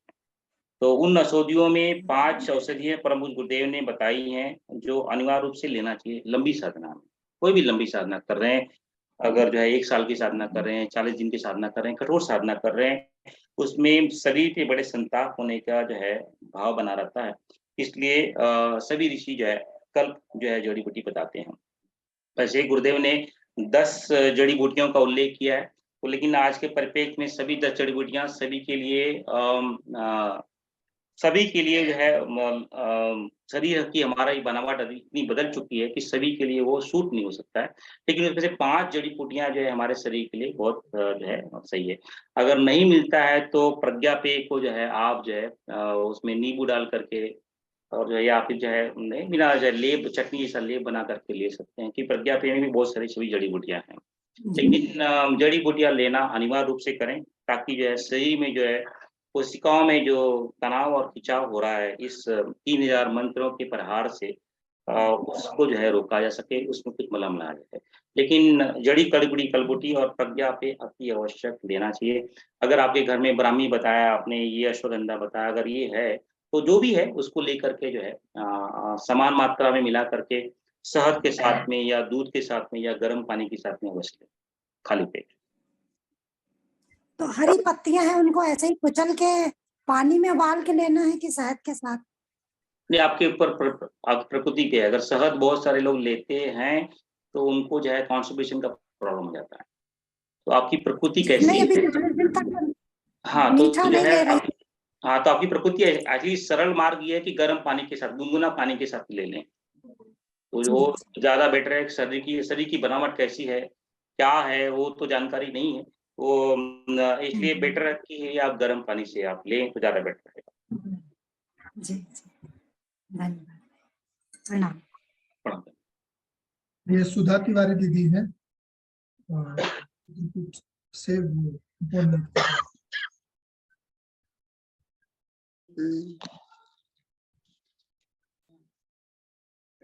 प्रणाम सभी को, नमन, आपको नमन बंदन। भैया प्रश्न ये है कि राग द्वेष, जहां तक राग द्वेष की बात है तो राग द्वेष तो भगवान से भी होता है, ये अपने सत्य साहित्य से भी आदमी बहुत प्रेम करता है, किसी की विचारधारा से भी बहुत प्रेम करता है। तो क्या ये राग द्वेष ये कैसे छूटे, या इसको किस पर्पज से आप यानी लेते हैं, हमें ये जानना है। यही प्रश्न अर्जुन को आया था। अर्जुन इतने सारे युद्ध किए, इतने सारे युद्ध में उसने एक छत्र राज किया, उसको कोई हरा नहीं पाया। विराट देश में सभी लोग जो है खड़े थे, जो है उसने सभी को हराया। लेकिन जब अपनी बेला आई, युद्ध की तैयारी हो गई, युद्ध की घोषणा हो गई, युद्ध का तिथि आ गए, शंख बज चुके थे, सब कुछ हो गया था, तो मन में विचार आया, चलो भाई, केशव को कहता है, हे केशव, आप मुझे युद्ध के मध्य स्थल में ले चले। मैं देखना चाहता हूं कि मैं किससे किससे युद्ध करने वाला हूं। भगवान तो भगवान ही है, भगवान को पता है कि क्या चाहता है। वो मध्य में आता है और फिर जो है उसके अंदर राग जागता है, अरे ये तो मेरे पितामह हैं, ये तो मेरे गुरु हैं, ये तो मेरा पोता है, ये तो मेरे भाई हैं, ये है राग। ये राग ही तो है जो अध्यात्म जगत का सबसे बड़ी रोड़ा है। इसके से छुटकारा पाना बड़ा मुश्किल है। ये राग ही तो है जो तत्व रूप से भगवान को जानने के बीच का सबसे बड़ी बाधा है। मैंने एक डिस्कशन चर्चा का एक एपिसोड बनाया था 3 मिनट का, उसमें मेरा और दीदी का संवाद है, सबसे प्यारा कौन है, सबसे प्यारा कौन है। तो सबसे प्यारा कौन है, सबसे प्यारा तो भाई धन है, दौलत है, यश है, कीर्ति है, पैसा है, रुपया है, बराबर है, ठीक है। लेकिन मनुष्य इस पूरे जन्म की कमाई को, यश को, कीर्ति को, धन को, दौलत को अपने पुत्र में, पुत्रियों में, पति में, पत्नी में, परिवार के आगे न्यौछावर कर देता है। यानी इसका अर्थ ये हो गया कि सबसे प्यारा पुत्र, पुत्रियां और परिवार है। लेकिन जब शरीर में कष्ट होता है तो सबसे बड़ा प्यारा कौन हो जाता है? शरीर। अरे यार मेरा पैर दुख रहा है, तभी कोई पुत्र, पुत्री, परिवार ये सब जो है चिंतन में नहीं आते। तभी परिवार जो चिंतन में आता है, अरे यार मेरा पैर दुख रहा है, मेरा हार्ट का प्रॉब्लम है, मेरा सर का प्रॉब्लम है। तो सबसे प्यारा शरीर है। जब शरीर में भी बोला जाए कि भाई ये हाथ है, आप दो ही है, दो पर्याय हैं, आपके हाथ को काटा जाए या आपकी आंख को निकाला जाए, आप किसको दोगे? आप बोलोगे नहीं यार मुझे हाथ काट दिया तो चलेगा, लेकिन आंखों को कुछ नहीं होना चाहिए। सबसे प्यारी शरीर के अंगों में भी सबसे प्यारा अपनी इंद्रियां हैं। अब जो है इंद्रियां में भी सब कुछ हो जाए, कोई बोलेगा कि भाई आपके प्राण को बचाने का एक ही तरीका है, आपके कान को निकाल लिया जाए, आपके कान नाक को निकाल लिया जाए, आपके नासिका को निकाल लिया जाए, तब आपके प्राण बच जा सकते हैं। तब समझ में आता है ये सबसे प्यारा तो प्राण है, इंद्रिया भी नहीं है। इंद्रिया भी निकालो चलेगा, कुछ सब कुछ चलेगा, लेकिन सबसे प्यारा प्राण है। लेकिन ये प्राण भी जो है बारंबार अलग अलग योनियों में जन्म लेकर के उस आत्मज्ञान को प्राप्त करने के लिए आत्मचिंतन करता है। तो समझ में आता है प्राण भी प्यारा नहीं है, सबसे प्यारा आत्मा है। तो हमारे दृष्टि में, स्थूल दृष्टि में सबसे प्यारा तो हमारा पुत्र है, हमारी पुत्रियां हैं, हमारा यश है, हमारा कीर्ति है, हमारा धन है, हमारा दौलत है। लेकिन जब अपने पे ध्यान आती है तो सबसे प्यारा शरीर हो जाता है। जब अपने पे और उससे चिंतन में आता है तो सबसे प्यारा इंद्रिय ये है राग। ये राग जैसे जैसे आप सूक्ष्म होते जाएंगे वैसे वैसे आपको समझ में आएगा ये राग ही मार्ग में सबसे बड़ी रोड़ा है, वही ज्ञान। अर्जुन के माध्यम से कि योगेश्वर ने हमें दिया कि पहले जितने भी युद्ध किए तब तो आपको राग और द्वेष नहीं आया। जब कर्तव्य की बेला तब वहां पे आप कर्तव्य को प्रदान किए। अब यहाँ पे आपके सामने राग आ गया, आपके कर्तव्य के माध्यम में पाड़ा बल्कि बाधा बढ़ रहा है, क्योंकि ये मेरे पितामह हैं, ये मेरे गुरु हैं, ये मेरे पुत्र हैं, ये मेरे भाई हैं। अर्जुन कहते भी हैं मुझे भिक्षा मांगना स्वीकार है, लेकिन मैं इनसे युद्ध नहीं करूंगा। मुझे ये स्वर्ग का राज्य नहीं चाहिए, लेकिन मैं इनसे युद्ध नहीं करूंगा। ये भगवान उसके माध्यम से बताते हैं कि राग और द्वेष, और भगवान उद्घोष भी करते हैं। पूरे 18 अध्याय का अगर सेंस निकालेंगे, समझी निकालेंगे, पूरी भूमिका जो है राग और द्वेष पे पड़ी। जब तक राग और द्वेष नहीं निकलेगा विराट दर्शन नहीं हो सकते। अब ये प्रश्न ये होता है कि मैं विराट दर्शन करना चाहता हूं या पुत्र पुत्रियों और जो है लोगों से राग द्वेष करना चाहता हूं। तो जो है आप जो है उस तरह का चिंतन लेके आए। स्थूल भाव से राग ठीक है, भगवान की आंखों में भी आंसू आते हैं, भगवान के आंखों में भी आंसू आते हैं। क्यों आते हैं? क्योंकि वो स्थूल शरीर में है और भगवान अपने कर्मों को भी छोड़ता नहीं है। गुरु की आंखों में भी आंसू आते हैं, जब शिष्य का विछोह होता है गुरु की आंखों में भी आंसू आते हैं। वो राग नहीं है, प्रेम है, लेकिन वो प्रेम क्षण भंगुर है, वो एक क्षण के लिए भी हो। लेकिन गुरु को पता है कब आंसुओं से निकालना है और कब इसको जो है फटकार देना है, कब इसको धक्का दे देना है। विवेकानंद ने अपने शिष्य को बताया, आज से हमारा और तुम्हारा मुलाकात नहीं होगी, तुम्हें हरिद्वार जाना होगा, ऋषिकेश में रह करके वहां पे जितने भी सन्यासी आते हैं, जितने भी ऋषि आते हैं, उनकी सेवा करनी होगी। ये भगवान का आदेश था, गुरु का आदेश था। उनके शिष्यों ने वही आदेश का पालन किया। उन्होंने कोई नहीं मैं गुरु के पास बैठा रहूंगा, जो है मुझे और ज्ञान मिलेगा, ये है राग। भगवान का आदेश क्या है, गुरु का आदेश क्या है, भाई तुमको हरिद्वार में जाकर के, ऋषिकेश में जाकर के जितने वहां पे लोग आते हैं उनकी सेवा करनी है। और वो दोनों शिष्य मर्यंत जीवन जब तक शरीर था तब तक जो है ऋषिकेश में, हरिद्वार में ही रहे। विवेकानंद ने शरीर छोड़ दिया, उनको शरीर छोड़ने के पश्चात भी उनको जानकारी मिली, विवेकानंद के पार्थिव शरीर को देखने के लिए भी नहीं आए, क्योंकि गुरु का आदेश था, भगवान का आदेश था, ये राग द्वेष का पालन नहीं करना, तुम्हें जो काम दिया गया वो काम करना, ये है राग द्वेष। तो बड़ा कठिन है लेकिन सरल भी है।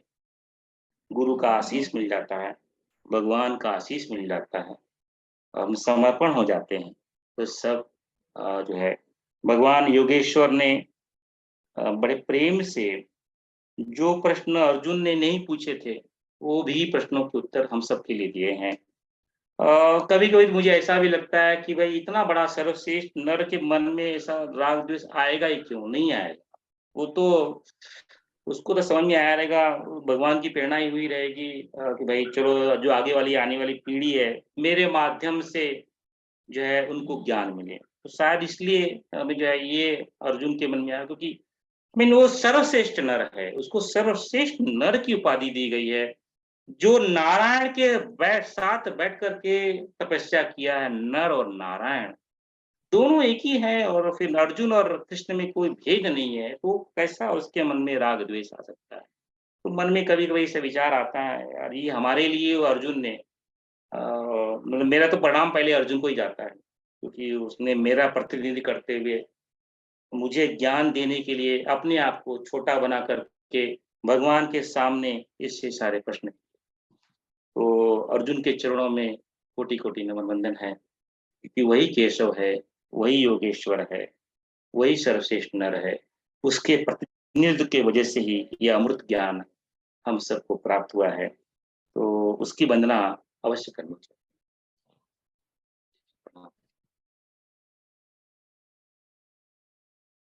भैया एक शशि गुप्ता दीदी है, उनका एक क्वेश्चन है, सूक्ष्म शरीर के मुद्राओं को एक्सप्लेन करने की कृपा करें। अब सूक्ष्म शरीर में तो कोई मुद्राएं होती ही नहीं है। सूक्ष्म शरीर, अब प्रश्न क्या है, क्या मतलब कि सूक्ष्म शरीर तो जो है ये स्थूल शरीर को ग्रहण किया होता है, उसमें जो है पंच प्राण होते हैं, पंच ज्ञानेंद्रियां होती हैं, पंच कर्मेंद्रियां होती हैं, पंच विषय होते हैं जिस तन्मात्रा के नाम जाते हैं, और 5 अंतःकरण के भाग होते हैं। सूक्ष्म शरीर में कोई दूसरा शरीर नहीं है, वो सूक्ष्म शरीर जो है स्थूल शरीर को जो है ग्रहण करता है। तो ये ऐसा भी हो सकता है कि वो जो है स्थूल शरीर के मुद्राओं के बारे में चर्चा कर रही हैं, तो गुरुदेव तो उसको बताते हैं कि भाई आप जो है हाथ गोद में रखें, हाथ गोद में रखें, मेरुदंड सीधा रखें, हाथ गोद में होगा, मेरुदंड सीधा होगा, पैर बंधे भी होंगे, तो एक सर्किट तैयार होगी, और जो है अगर मन बुद्धि चित्त अहंकार अलाइन होंगे तो जो है आपका जो है शरीर जो है सूक्ष्म शरीर जो है स्थूल शरीर से अलाइन होगा, और जो है फिर से अगर आप जो है हम ध्यान करेंगे तो सूक्ष्म शरीर की हलचल को सुन सकते हैं, देख सकते हैं। सुन मतलब कि देख सकते हैं, अंतर आंखें तो बंद रहेंगी तो सुनेंगे कैसे, तो अंदर का अंतर श्रवण है। ये 2 आंख 2 कान नहीं है, एक तीसरा भी आंख है, एक कान है, 2 आंख नहीं है, तीसरी भी आंख है, 2 नासिका नहीं है, एक अंदर से भी प्राण चलता है। तो उससे आप देख सकते हैं, महसूस कर सकते हैं कि जो है सूक्ष्म शरीर में हलचल हो रही है, मूलाधार चक्र में हलचल हो रही है, कुंडलिनी में हलचल हो रही है, जो सूक्ष्म से सूक्ष्मतम नाड़ी है, ब्रह्म नाड़ी है, उसमें से प्राण का प्रवाह हो रहा है। जब प्राण का प्रवाह होगा तो एक जो है कभी कभी वो गुदाहट, वो हलचल, वो कंपन वो सुनाई दे सकता है, जब अलग अलग चक्रों से कभी वो शरीर में जो है अग्नि के रूप में, कभी जल के रूप में, कभी पृथ्वी के ठोस के रूप में, कभी कभी बहुत सारे कंपन में ठंडी के रूप में जो है, कभी कभी तेज के रूप में वो दिखाई देती है। और जो ब्रह्म नाड़ी से जो प्राण का ऊपर का प्रवाह होता है, जब आत्मा में के पहले जो है वो अमृत कुंड में आता है, तो अमृत के रस को चूसता है, यहाँ पे अमृत कंड है। इसलिए खेचरी मुद्रा आपने सुना रहेगा, खेचरी मुद्रा जिसे भगवान देवराहा बाबा ने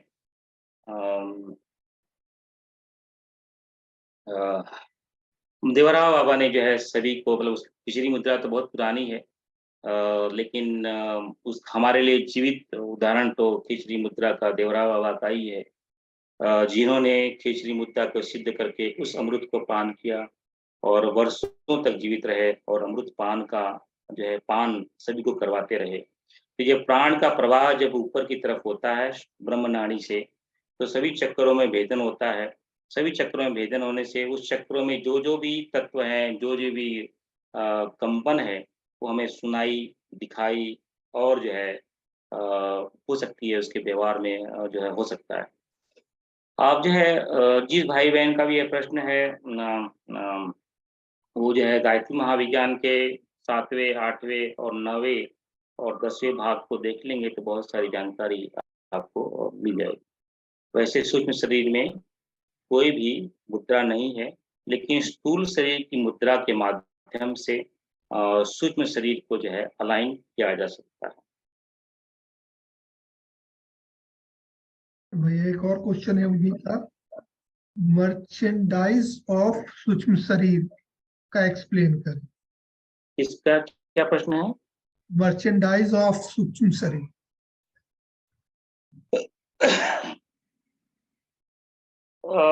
सूक्ष्म शरीर का बारे में अत्यधिक जानकारी तो हमने गायत्री महाविज्ञान के 5वें और 4थे एपिसोड में बताया है। हमारा स्थूल शरीर जो है स्थूल पंचमहाभूतों से बना हुआ है। हमारा जो है सूक्ष्म शरीर जो है सूक्ष्म पंचमहाभूतों से बना हुआ है। जब ये सूक्ष्म पंचमहाभूत जो है 3 जो गुण हैं सत रज तम, जब इससे समन्वय करते हैं, जब वो जो है तम से जैसे समन्वय करता है तो 5 तन्मात्राएं बनती हैं, विषय बनते हैं, जो है शब्द, रूप, स्पर्श, रस और गंध, ये तन्मात्राएं बनती हैं। जब ये सूक्ष्म शरीर जो है हमारे रजगुण से समन्वय करता है तो 5 प्राण बनते हैं, प्राण, अपान, उपान, समान, व्यान। और ये फिर से ये रजगुण से समन्वय करता है तो उससे जो है हमारे 5 कर्मेंद्रियां बनती हैं, हाथ, पैर, शिश्न, गुदा, ये बनते हैं। और जब वो हमारे सतगुण के से समन्वय करता है पंचमहाभूत, तो जो है हमारी 5 ज्ञानेंद्रियां बनती हैं, जो है वो 5 ज्ञानेंद्रियां जो हमारे स्पर्श को करवाती हैं, त्वचा, जो शब्द को सुनवाती हैं, जो कर्ण, जो रूप को दिखवाती हैं, कान, जो है रस को चखवाती हैं, जीवा, जो गंध को लेने की क्षमता रखती हैं, वो है घ्राण। ये 5 ज्ञानेंद्रियां हैं और 5 अंतःकरण हैं, मन, बुद्धि, चित्त और अहंकार, और एक टाइम का स्फुरना। तो इस तरह के 5 सूक्ष्म पंचमहाभूत के 5 जो है ये भाग हैं। अब आप जो है ये चीज भाई बहन का ही प्रश्न है, वो गायत्री महाविज्ञान के एपिसोड को देख लेंगे तो सभी सूक्ष्म शरीर की जितनी भी जानकारी है आप प्राप्त हो जाएंगे। हाँ दीदी को मैंने अनम्यूट किया है। सर सूक्ष्म शरीर का मेरुदंड है, उसको एक्सप्लेन कर दीजिए प्लीज। वो सर मेरुदंड, सूक्ष्म शरीर का जो मेरुदंड जी। ओके, परम गुरुदेव ने सूक्ष्म शरीर के, देखो भाई ऐसा है कि ये जो स्थूल का जो मेरुदंड है जी सूक्ष्म शरीर हमारा ऐसा ही है जैसे हमारा स्थूल शरीर है।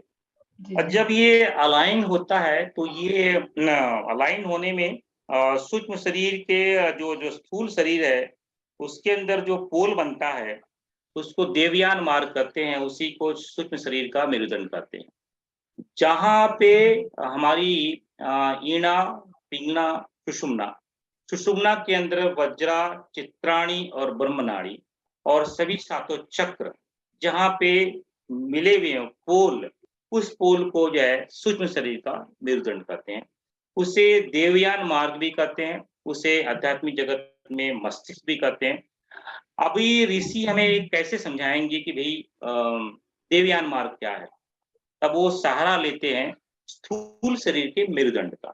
और बार बार उद्घोष भी करते हैं, क्योंकि सूक्ष्म शरीर हमने देखा नहीं है और उसको हम समझा भी नहीं सकते हैं। तो ऋषि हमें स्थूल शरीर के मेरुदंड के माध्यम से समझाते हैं कि जैसा ये हमारा स्थूल शरीर का मेरुदंड है, इसमें 33 हड्डियां लगी हुई हैं, उसके अंदर एक पोल है, उस पोल में जो है ये सूक्ष्म शरीर की नाड़ियां प्रवाह करती हैं।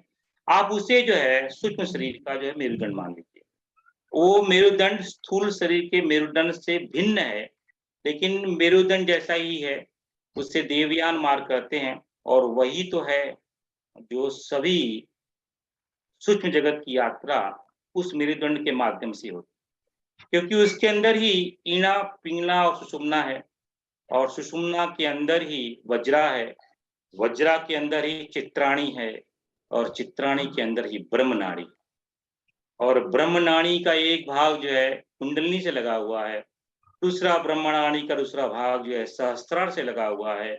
और ये नाड़ी जहां जहां से जो प्रवाह करती है, उन अलग अलग गुच्छिकाओं से मिलती है, और उस गुच्छिकाओं पे जो है अलग अलग चक्र बन जाते हैं, और उस चक्र में अलग अलग तत्वों की प्रधानता होती है, और उस प्रधानता में से अलग अलग उसमें से स्वर निकलते हैं, उसमें से आवाज आती है, उसके अंदर जो है अलग अलग गुणवत्ता होती है। तो जब प्राण का प्रवाह होता है तो बड़े उत्पीड़न होती है, और जो है प्रवाह जो है अलग अलग ढंग से होता है। कहीं कहीं गुच्छा अलग ढंग से होता है तो प्रवाह जो है मेढक की तरह होता है, कहीं कहीं सर्प की जगह से होता है, कहीं कहीं जो है वो जो है मगरमच्छ की तरह जो होता है। लेकिन ये सब जानकारियां हैं, इन जानकारियां का कोई अर्थ नहीं है जब तक हम स्वयं ही सूक्ष्म जगत की यात्रा न करें। तो हमें क्या करना है, ये जानकारी ले लिया है, बहुत अच्छी बात है।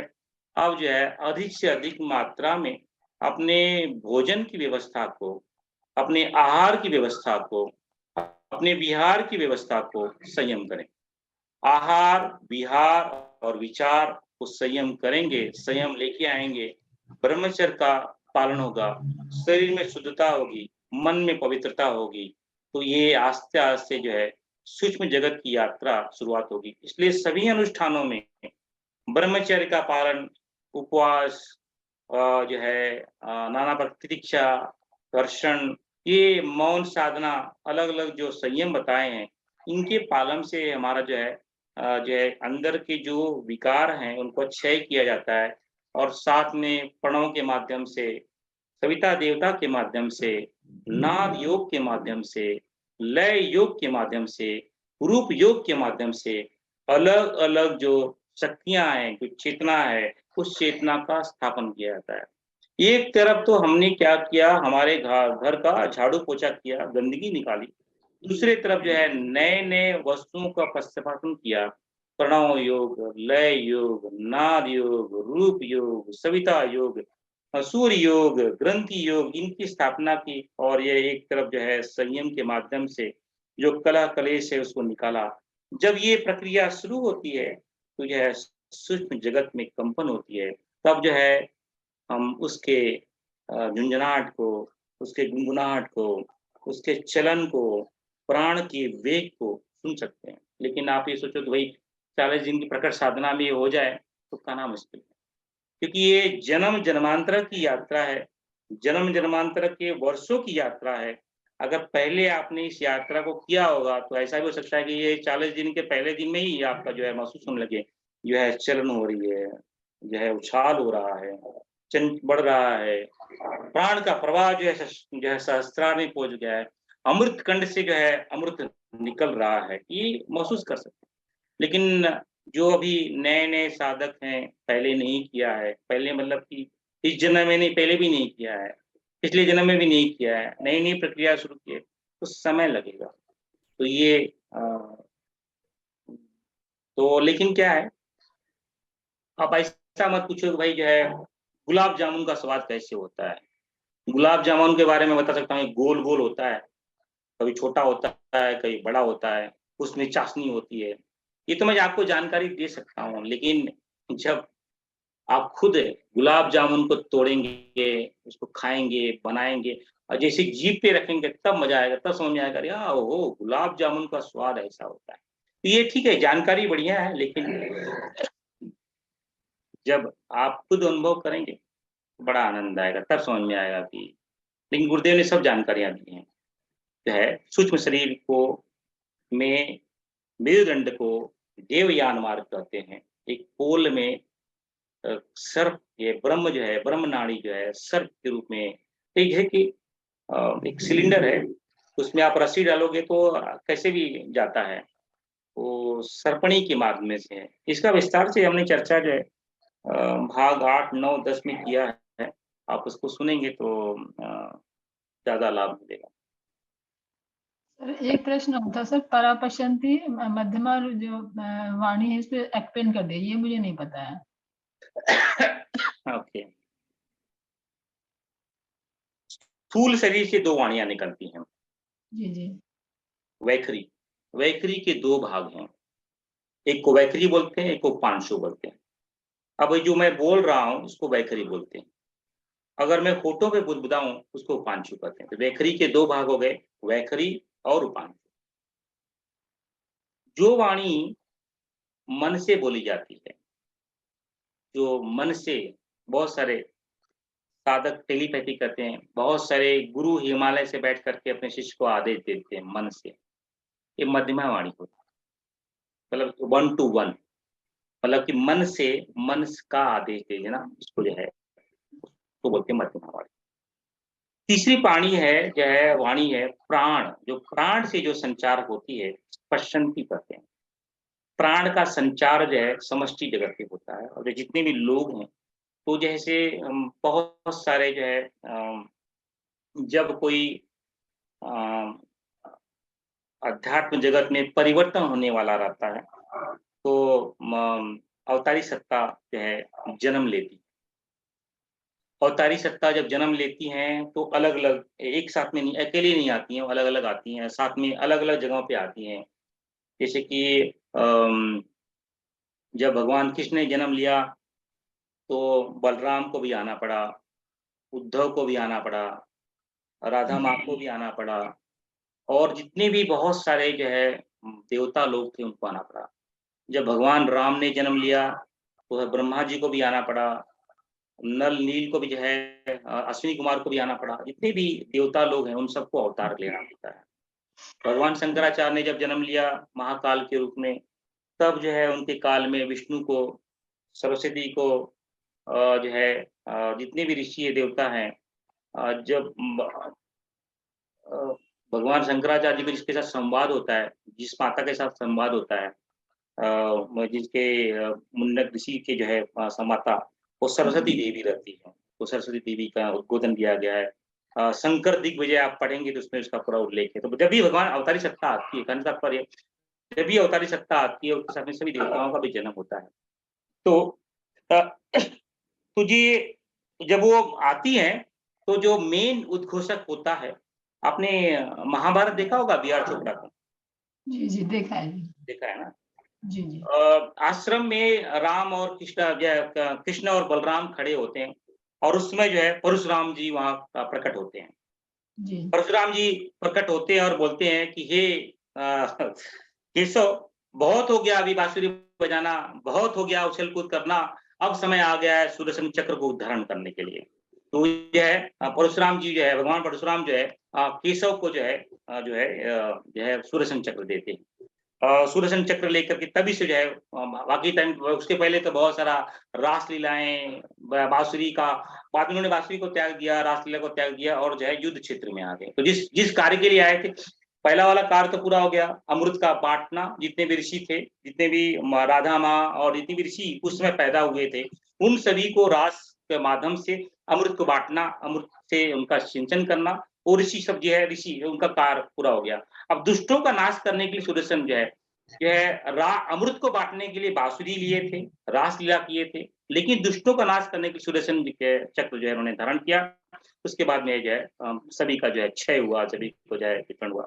तो तब वो उन्होंने क्या आह्वान किया, सभी लोग जो है उद्धव, बलराम, सब लोग जो आए। तो ये प्राण शक्ति के माध्यम से जितने भी लोग हैं, जैसे कि एक ऋषि अगर चाहे हिमालय से बैठ करके प्राण के माध्यम से बहुत एक पूरे जो है भारत देश को या पूरे विश्व को एक सूत्र में एक आदेश दे सकता है, उसे बोलते हैं पश्यंती वाणी। और जो है एक ऋषि जो है परावाणी से, यानी जो है श्रद्धा से पूरे समष्टि में सभी को आदेश दे सकता है, उसे कहते हैं परावाणी। तो जो है स्थूल की जो प्रक्रिया है उसे पश्यंती वाणी करते हैं, जो मन की प्रक्रिया है उसे मध्यमा वाणी करते हैं, जो प्राण की प्रक्रिया है उसे जो है पश्यंती वाणी करते हैं, जो श्रद्धा की प्रक्रिया है उसे जो है परावाणी करते हैं। तो परम पूज्य गुरुदेव इन चारों वाणियों का संवेषण करके जो है गायत्री मंत्र बोलते हैं। इसलिए गायत्री मंत्र जब गुरुदेव बोले उनके साथ कभी भी उच्चारण नहीं करना चाहिए, उस पर ध्यान करना, नहीं तो हम वंचित रह जाएंगे उनकी परावाणी को, क्योंकि ये सब सूक्ष्म वाणियां हैं। इस सूक्ष्म वाणियों को पकड़ने के लिए और सूक्ष्म से सूक्ष्म बनना पड़ेगा। जब हम सूक्ष्म से सूक्ष्म बनेंगे तो ही हम परावाणी, पश्यंती वाणी और जो है मध्यमा वाणी को पकड़ पाएंगे। अगर हम गुरुदेव के साथ में अपनी वाणी को मिलाने लगेंगे तब क्या होगा, जो है परा पश्यंती वाणी नहीं सुनाई देगी। हमने इसका तो 9 महीने का प्रयोग किया है, पूरे 9 महीने परा पश्यंती मध्यमा वाणी को आत्मसात किया है, 9 महीने का ध्यान किया है। तो ये बड़ा उत्कर्ष है, मतलब बड़ा आनंददायी है। इसको करेंगे बड़ा आनंद मिलेगा। देखिए वो भी है, जब तक अनुभव में नहीं आएगा, ये सब जानकारियां हैं, इन जानकारियों को कोई भी अर्थ नहीं रहेगा। हम जब चलेंगे खुद भी अनुभव होगा, ये हमें सुनाई दे रहा है, ये हमें समझ में आ रहा है, लेकिन लंबी प्रक्रिया है। व्यवहारिक जगत में भी एक पीएचडी की डिग्री लेने के लिए व्यक्ति को 16 से 18 घंटे का वर्क करना, मतलब कि समय लगता है। इंजीनियरिंग बनने के लिए मुझे खुद को जो है 16 वर्ष की पढ़ाई करनी पड़ी। 16 वर्ष की पढ़ाई करने के बाद भी एक सर्टिफिकेट मिला, भैया आप राजेश सिंह आप इंजीनियर हो। एक डॉक्टर बनने के लिए भी आपको 17 वर्ष का अभ्यास करना पड़ता है। तो ये तो कहने का तात्पर्य है कि परिश्रम करना पड़ेगा। परा पश्यंती ये जानकारी सही है, लेकिन इसको अनुभव में लाने के लिए पहले सर्वप्रथम भोजन पे कंट्रोल लाना पड़ेगा, अपनी दृष्टि में सम्यकता लानी पड़ेगी, अपने शब्दों में सम्यकता लानी पड़ेगी, अपने स्पर्श में सम्यकता लानी पड़ेगी, अपने गंध में सम्यकता लानी पड़ेगी। जैसे जैसे तन्मात्राएं विषय में क्षालन होगा, क्षय होगा, तब जाकर के आस्ते आस्ते मध्यमा परा पश्यंती ये जो है आपके अंदर जो है जीवन में अनुभव लेके आए। विवेचना तो बहुत की जा सकती है, लेकिन उसका कोई अर्थ नहीं है, अनुभव। जी जी, बहुत बहुत धन्यवाद सर आपका। बहुत बहुत धन्यवाद। मैं आपका छोटा भाई हूँ, भाई के नाम से ही संबोधन कीजिए। जी जी। सविता दीदी का एक क्वेश्चन है, योगा यानी पोल का करेक्ट आंसर बताने की कृपा करें। क्या क्या? योगा यानी पोल का करेक्ट आंसर की आंसर कृपा करें। ओ हो, अच्छा। मैंने एक पोल किया था भाई, योग कल आज ही सुबह पोल किया है कि योग यानी क्या, वही प्रश्न पूछ रहे हैं आप शायद। योग यानी परम पूज्य गुरुदेव की भाषा में, अध्यात्म की भाषा में, योग यानी ज्ञान को ग्रहण करना। ज्ञान को ग्रहण करने के पश्चात में आनंद की उत्पत्ति हमारे में होती है। जब ज्ञान और आनंद आएगा तो परिपूर्ण बनते हैं। तो योग की तीन ही परिभाषा है, ज्ञान को ग्रहण करना, आनंद की ज्ञान ग्रहण करेंगे तो आनंद होगा, जब ज्ञान और आनंद आएंगे तो परिपूर्ण बनेंगे। योग जो भी सूत्र हमें ज्ञान दिला दे, जो भी सूत्र हमें आनंद दिला दे, जो भी सूत्र हमें जो है इन दोनों का समन्वय से जो परिपूर्ण करा दे, उसे कहते हैं योग। बाकी की सभी परिभाषाएं वो जो है आप ही जानो। योग का एक सीधा सा अर्थ होता है आत्मा का परमात्मा से मिलन। और आत्मा और परमात्मा क्या है? सत्य चित्त आनंद स्वरूप है। जब वो सच्चित आनंद स्वरूप है परमात्मा, तो जब उससे मिलेंगे, हमारा योग उससे होगा, तो हमें भी सत्य चित्त आनंद होंगे। यानी हमारे अंदर जो है आनंद आएगा, हमारे अंदर ज्ञान आएगा और हम परिपूर्ण होंगे। सत्य का अर्थ होता है हम जो है हमारी पूरी सत्ता होगी, हमारे अंदर पूरा ज्ञान आ गया, चित्त जो है हमारा जो है पूरा वैभव हो गया, और जो है आनंद यानी सच्चित आनंद, यानी योग का एक ही अर्थ होता है सत चित्त आनंद। योग यानी ज्ञान प्लस आनंद प्लस परिपूर्णता। बहुत सारे भैया बहुत आपने सारे बहुत साधकों ने जो है ध्यान धारणा समाधि प्रत्याहार, मतलब आप लोगों ने जो है गायत्री महाविज्ञान का एपिसोड नंबर 10 देखा ही नहीं है। अब देखा नहीं है कि देखना नहीं चाहते हैं, मुझे पता नहीं है, वही होता है। अमृत बड़ा कठिन है, आसानी से नहीं मिलता। कोई परोस के रख के जाएगा, परम पूज्य गुरुदेव परोस के रखे गए गायत्री महाविज्ञान में खुले शब्दों में योग की परिभाषा करके गए, लेकिन हम उसको जानना ही नहीं चाहते हैं। और उसको मैंने अभी पिछले कल ही मैंने उसको बताया, फिर भी उसको सुनना नहीं चाहते, तो फिर कैसे होगा? ठीक है, हाँ जी, प्रणाम प्रणाम प्रणाम दीदी। अखिलेश भैया हैं, उनका एक क्वेश्चन है, पूज्य क्या बीज मंत्रों के परस्पर संबंध है, जैसे हूं और ही कि एक चक्र के समान शास्त्रार्थ आज्ञा विशुद्धि ही है? उनको मैं अनम्यूट करने के लिए बोलता हूँ।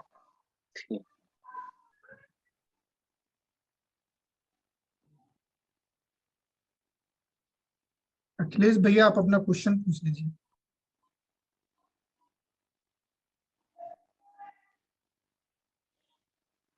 क्या प्रश्न है, समझ में नहीं आया अभी। आपकी आवाज नहीं आ रही है भाई साहब।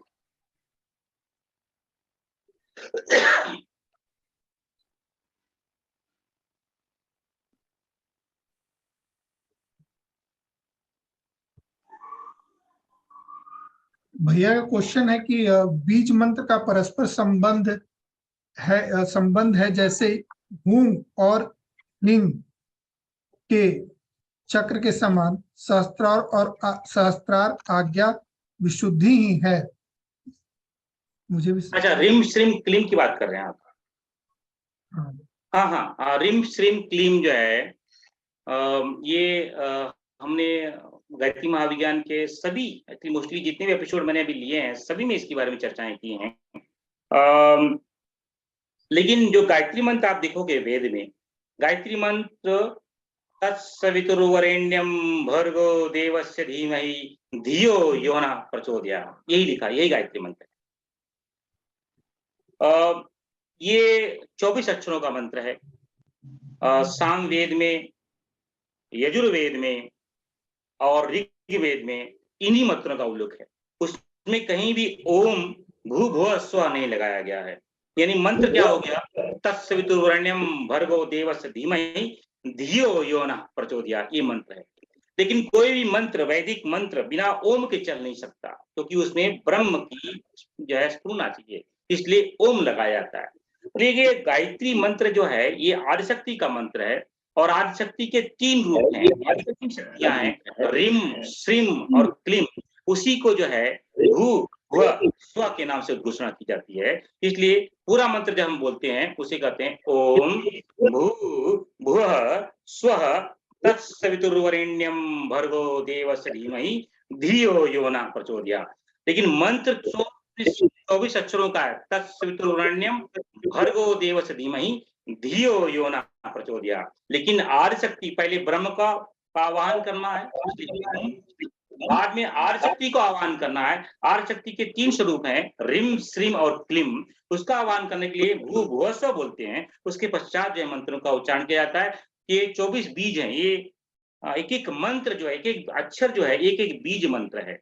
ये कोई इसलिए उसकी प्रक्रिया में, इसलिए वेदों में 24 अक्षरों का मंत्र है, तत्सवितुर्वरेण्यम भर्गो देवस्य धीमहि धियो यो न प्रचोदयात्। आपको कहीं भी ओम भूर्भुवः स्वः तत्सवितुर्वरेण्यम नहीं लिखा मिलेगा। ये तो ऋषियों ने, क्योंकि वेद में एक ऋषियों ने एक नियम बनाया है, कोई भी मंत्र बिना ओम के शुरुआत नहीं की सकती। इसलिए हर मंत्र के पीछे कोई भी मंत्र जो है वेद में बताया गया, उसके पहले ओम लगाते हैं। और क्योंकि ये आदिशक्ति का मंत्र है, तो उसके लिए 3 उसकी जो व्याख्याएं हैं, रिम श्रीम क्लीम, उसकी लगाई जाती है। इसलिए भू भुव स्व। लेकिन इसी को जब हम सावित्री के रूप में पास करते हैं, तो भू भुव स्व महा जन तपस सत्यम, क्योंकि सावित्री परमाणु की साधना है, तो परमाणु की साधना के लिए जो है, जो हमारे जो 7 लोक हैं, उस लोकों का आह्वान किया जाता है। इसलिए भू भुव स्व मह जना तप सत्यम, ये बोल करके ही हम जो है ओम भूर्भुवः स्वः ओम भूर्भुवः स्वः मह जना तप सत्यम तत्सवितुर्वरेण्यं भर्गो देवस्य धीमहि धियो न प्रचोदयात्, ऐसा बोला जाता है। लेकिन जब गायत्री का मंत्र करते हैं, तो ओम भूर्भुवः स्वः तत्सवितुर्वरेण्यं भर्गो देवस्य धीमहि धियो यो न प्रचोदयात्, क्योंकि आदि शक्ति में 3 शक्तियां हैं, ह्रीं श्रीं क्लीं, इसलिए जो है उनको आह्वान करने के लिए 3 व्याख्या भू भुव स्व। सावित्री की आदि शक्ति के अंदर जो है 7 लोक जो हैं या 7 चक्र हैं कि परमाणु की साधना है, इसलिए भू भुव स्वः मह जना तप सत्यम लगाया जाता है। तो ये है यस। आपका प्रश्न ये है कि रिम श्रीम के माध्यम क्या ऊपर है, तो ये रिम है, ये श्रीम है, ये क्लीम है, या उल्टा भी कर सकते हो उसको, रिम है या श्रीम है, ये क्लीम है। लेकिन गायत्री शुद्ध रूप से तत्सवितुर्वरेण्यं भर्गो देवस्य धीमहि धियो न प्रचोदयात् है। भैया विभोर भैया का क्वेश्चन समझ में आया कि नहीं समझ में आया? ठीक ठीक ठीक है, अब हो गया प्रश्न, तो जो है यहाँ पे यहीं पे समाप्त करें हम लोग, क्योंकि चर्चा करनी तो अच्छी बात है। विभोर भैया का कोई क्वेश्चन है भैया? विभोर भैया का प्रश्न है। हाँ विभोर बताओ। सर बस एक ही क्वेश्चन सर, जैसे सर जैसे नहीं भैया बोला करो तुम पहले। अरे नहीं सर, थोड़ा डर लगता है सर। अच्छा बोलो बोलो। एक्चुअली जैसे युग परिवर्तन होता है, युग परिवर्तन संधि काल है या जैसे और संधि काल आपने जैसे बताए थे, तो इसका टाइम पीरियड डिसाइड कैसे हुआ है? मतलब कौन डिसाइड, कैसे होता है डिसाइड इसका? मतलब अब जो है अभी तुम्हारा ऑफिस में एसबीआई में कौन डिसाइड किया कि भाई 1 महीना का जो ये आएंगे नोटिस पीरियड देंगे और 1 महीना की? ये तो कंपनी डिसाइड करती है कि 15 दिन के अंदर नॉलेज ट्रांसफर करना है। सही है। जितना बड़ा पोस्ट होगा उतना बड़ा समय बढ़ेगा। कोई एक छोटा मोटा जो है हाउस कीपिंग का बंदा है, तो उसके लिए संधि काल 1 घंटे का, भाई तेरे को क्या काम करने का है 1 घंटा में बता के चला जाए। और कोई नॉर्मल एम्प्लॉय हो तो भाई 1 दिन का संधि काल, भाई तू 1 दिन में इसको नॉलेज ट्रांसफर कर दे, 2 दिन चला जाएगा। कोई मैनेजर होगा तो भाई 1 महीने में तो उसको नॉलेज ट्रांसफर कर दे, फिर तो चला जा। अब कोई डायरेक्टर है तो डायरेक्टर का जो है 3 महीने की नोटिस पीरियड होती है, तो एक डायरेक्टर दूसरे डायरेक्टर को नॉलेज ट्रांसफर कर 3 महीने की संधि हो गई। अब कोई मैनेजिंग डायरेक्टर है तो उसके लिए 1 वर्ष का होगा, एक सीईओ होगा उसका एक, और तो जैसे जैसे जो संधि काल जो है आपका प्रत्येक क्षण प्रत्येक पल की संधि काल होती है। बाद में जो है 4-4 घंटे की जो है दिन की संधि होती है, फिर जो है 15-15 दिन के पक्ष की संधि होती है, बाद में जो है 3-3 महीने की ऋतु की संधि होती है, 6-6 महीने की आयन की संधि होती है, बाद में जो है सूर्य संधि होती है हर जो है 11 महीने में, 11 साल में और 90 साल में, और जो है युग परिवर्तन की संधि होती है। कहीं ऋषियों ने इसको 400 वर्ष तक बताया है, तो 100 से 150 वर्ष, कहीं 400 ने बताया। ये संधि जितना बड़ा हमारा संधि होगा, जितना बड़ा परिवर्तन होना है, उतना बड़ा संधि काल होगा। ठीक। हाँ विक्रांत, अभी सुनील महाजन भैया का एक और क्वेश्चन है भैया। ठीक ठीक, अभी यहीं पे लेकर के भी हाँ भैया बताइए। प्रणाम गुरुजी। प्रणाम गुरुजी नहीं, मेरा नाम राजेश है, आप राजेश नाम से संबोधन करें, या फिर जो है आप छोटा भाई या भैया करके संबोधन करें। हाँ जी प्रणाम राजेश जी। हाँ जी जी, मैं पूछना चाहता हूँ, जैसे हम जो सांस लेते ऑक्सीजन, हम उसको बोलते प्राण, प्राण इसको बोलते, हम फेफड़ों में लेते और उसके नजदीक जो चक्र आता है वो अनाहत चक्र आता है। लेकिन गुरुजी का जो एक मेडिटेशन है उसमें गुरुजी कहते हैं कि हमारा जो प्राण शरीर है वो नाभि में है। तो मुझे इसका कंफ्यूजन है कि मुझे ऐसा लगता है हम सांस अनाहत के पास लेते, फेफड़े में जाती है, हम सांस छाती में भरते, तो प्राण केंद्र जो है वो अनाहत होना चाहिए, लेकिन गुरुजी जो बोलते हो वो नाभि बोलते। इसके पहले भी एक माता जी का या बहन जी का प्रश्न था, उसका हमने, और इसको वीडियो में हमने बताया है कि किस जगह से प्रवेश हो रहा है। अगर हम जो है पंच कोशों का ध्यान कर रहे हैं, पंच कोशों में 5 कोश होते हैं, अन्नमय कोश, मनोमय कोश, प्राणमय कोश, विज्ञानमय कोश और आनंदमय कोश। और अगर इनका ध्यान कर रहे हैं तो प्राण कोश जो है कि स्थान जो है का जो सविता का देवता का जो स्थान है अलग हो जाता है। लेकिन हम जब 3 शरीर का ध्यान करते हैं तो जो है जो है प्राण का जो है जो कि सूक्ष्म शरीर के ही अंदर 3 कोश आते हैं। सूक्ष्म शरीर के अंदर ही आपका जो है मनोमय कोश, प्राणमय कोश और विज्ञानमय कोश आता है। तो जब हम 3 शरीर का ध्यान करते हैं तो ये प्राण का जो क्षेत्र है वो बदल जाता है, क्योंकि तीनों समग्र रूप से आते हैं। अब जो आप नॉर्मल जो श्वास लेते हैं वो स्थूल शरीर की प्रक्रिया है। ऑक्सीजन प्राण नहीं है। ऑक्सीजन ये तो जो हमारे अंदर जो प्राण 4 प्रकार के जो 5 प्रकार के जो प्राण है, प्राण, व्यान, समान, उपान और उदान। उपान ये जो प्राण जो है वही प्राण का संचार करता है। जब ये ऑक्सीजन हमारे अंदर आता है तो ये प्राण में जो ये 5 प्राण है, इन पांचों प्राण में जो प्राण है इसके अंदर ऑक्सीजन से प्राण को ग्रहण करता है और वो शरीर को शुद्ध बनाता है। उपान जो उपान है, उपान लेकर के जो है नीचे के प्रक्रिया शुरू करता है। उदान जो है ऊपर की प्रक्रिया शुरू करता है। समान जो है सभी शरीर में संचालन करता है। इस तरह का व्यान जो है हमारे जो है स्टमक स्फिंक्टर में व्यान करता है। ये अलग-अलग विषयों में अलग-अलग परिपेक्ष में योग भाषा में आपने जो पहला जो आपका प्रश्न योग भाषा में प्राण को जो है हम श्वास को ग्रहण करके अनाहत चक्र में लेके आते हैं। लेकिन पंचकोश की साधना में आप जो है प्राण को नाभि चक्र से लेके जाना। ये अलग-अलग मार्ग हैं। आप जो है गायत्री महाविज्ञान का जो मैंने एपिसोड जो है ग्रुप में डाल रहा हूँ, आप उसको सुनेंगे तो बहुत सारी क्लियरिटी आपको आ जाएगी।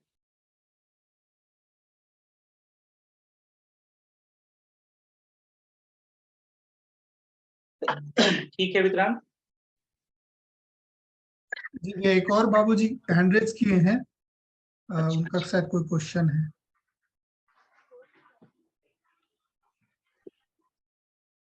हाँ बताइए।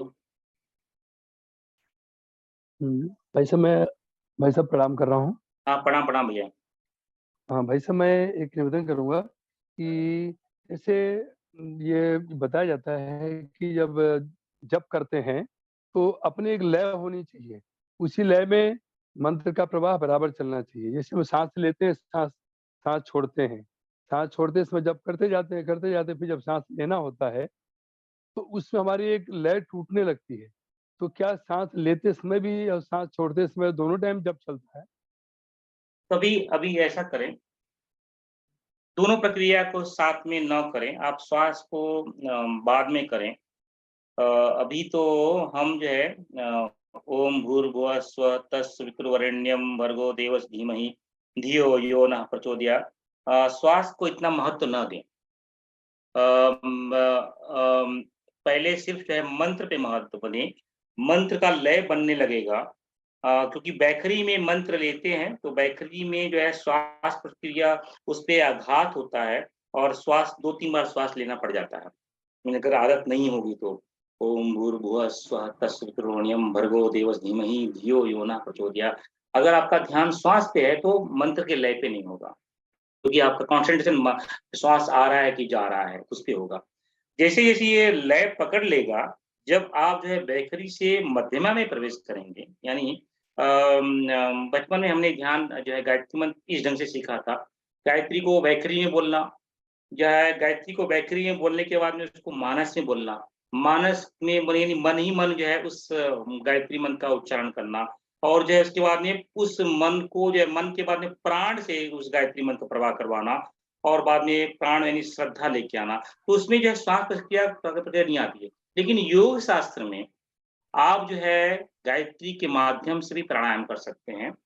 जैसे कि ये मैंने बहुत सिखाया भी है बचपन में लोगों को कि भाई श्वास भरो तो जो है गायत्री मंत्र करते हुए श्वास को भरो, अंदर जो है 3 बार गायत्री मंत्र बोलते हुए श्वास को भरो, अंदर जो है 1 बार गायत्री मंत्र जो है श्वास को रोक के रखो, जब श्वास छोड़ते हो तो 3 बार गायत्री मंत्र बोलो और फिर श्वास को रोको, फिर श्वास गायत्री मंत्र बोलो। इसको मैंने ओमकार के माध्यम से भी बचपन में लोगों को सिखाया कि भाई ओमकार का गुंजन करते हुए जो है रेचक, पूरक, अंतर कुंभ और बाह्य कुंभ करो। ये लेकिन ये प्राणायाम की प्रक्रिया ऐसे बहुत फायदे हैं भी है। अलग-अलग प्रक्रिया हैं योग मार्ग में। अभी कल ही मैंने जो एक लेक्चर जो पोस्ट किया था गायत्री महाविज्ञान का 10वां भाग, उसमें परम गुरुदेव बताते हैं कि योग साधनाएं में योग में 6000 विद्याएं हैं, 6000। आप कौन सी विद्या की बात कर रहे हैं? 2 मिक्स कर रहे हैं या 1 मिक्स कर रहे हैं? तो 6000 विद्याएं हैं, अलग-अलग योग की विद्याएं हैं। तो हम 1 या 2 विद्याओं के मार्ग पे चलेंगे तो जो है काफ़ी फॉल होगा। इसको भी मिक्स कर लिए तो प्रॉब्लम होगा। क्या अलग-अलग विद्याएं हैं, सभी एक ही मार्ग पे ले जाएँगे। तो जो है अब जो है गायत्री मंत्र का लयबद्ध में आप जो है मंत्र विज्ञान पे काम कर रहे हैं, तो श्वास को मत लेके आइए। जैसे कि मंत्र विद्या जो है वो जो है आकाश से होती है। मैंने एक इसको लेक्चर में बताया था कि मंत्र विद्या आकाश से होती है और जो है जो आपका योग विद्या वायु से होती है। तो मंत्र विद्या कर रहे हैं तो उसके अंदर जो है मंत्र विज्ञान पे के आधार पे कर रहे हैं, तो उसमें योग को मत लेके आए, उसमें वायु को मत लेके आए। अगर हम प्राणायाम कर रहे हैं तो प्राणायाम के हिसाब से जो है हम जो है मंत्र करें। योग ओमकार कर सकते हैं, गायत्री मंत्र कर सकते हैं, आप किसी का भी आधार ले सकते हैं। नहीं, मैं एक बात जानना चाहता था, अभी थोड़ा कंफर्म नहीं हो पाया मैं कि जैसे हमारा मंत्र का जाप चल रहा है जी तो सांस ऑटोमेटिक चलती रहती है, आती रहती है, जाती रहती है, मंत्र का जाप चलता रहे। जी ये ठीक है। हाँ, श्वास को आने जाने दीजिए, उस पे ध्यान नहीं दीजिए, क्योंकि आप मंत्र विज्ञान पे काम कर रहे हैं, आप योग विज्ञान पे काम नहीं कर रहे हैं। श्वास प्रश्वास योग विज्ञान की प्रक्रिया है। तो आपका श्वास आ रहा है, जा रहा है, उस पे कितना भी चलेगा। ओम भूर्भुवः स्वः तत्सवितुर्वरेण्यं भर्गो देवस्य धीमहि प्रचोदयात्। ओम भूर्भुवः स्वः तत्सवितुर्वरेण्यं भर्गो देवस्य धीमहि प्रचोदयात्। ओम भूर्भुवः स्वः तत्सवितुर्वरेण्यं भर्गो देवस्य धीमहि प्रचोदयात्। मेरा श्वास टूट रहा है अभी, तो श्वास ले ले। अच्छा, जब जितनी देर में श्वास लेते हैं वो फिर अपना जो है लय टूटता है या फिर सांस पे ध्यान नहीं दे, मंत्र चलने दे, आते रहे, सांस आती रहे, जाती रहे। एग्जैक्टली जी, यही जानना चाहता था। जी वैसे प्रणाम करो। प्रणाम। भैया और चंदन अरोड़ा दीदी हैं, चंदा अरोड़ा दीदी। अच्छा, हैंड रेज किया है।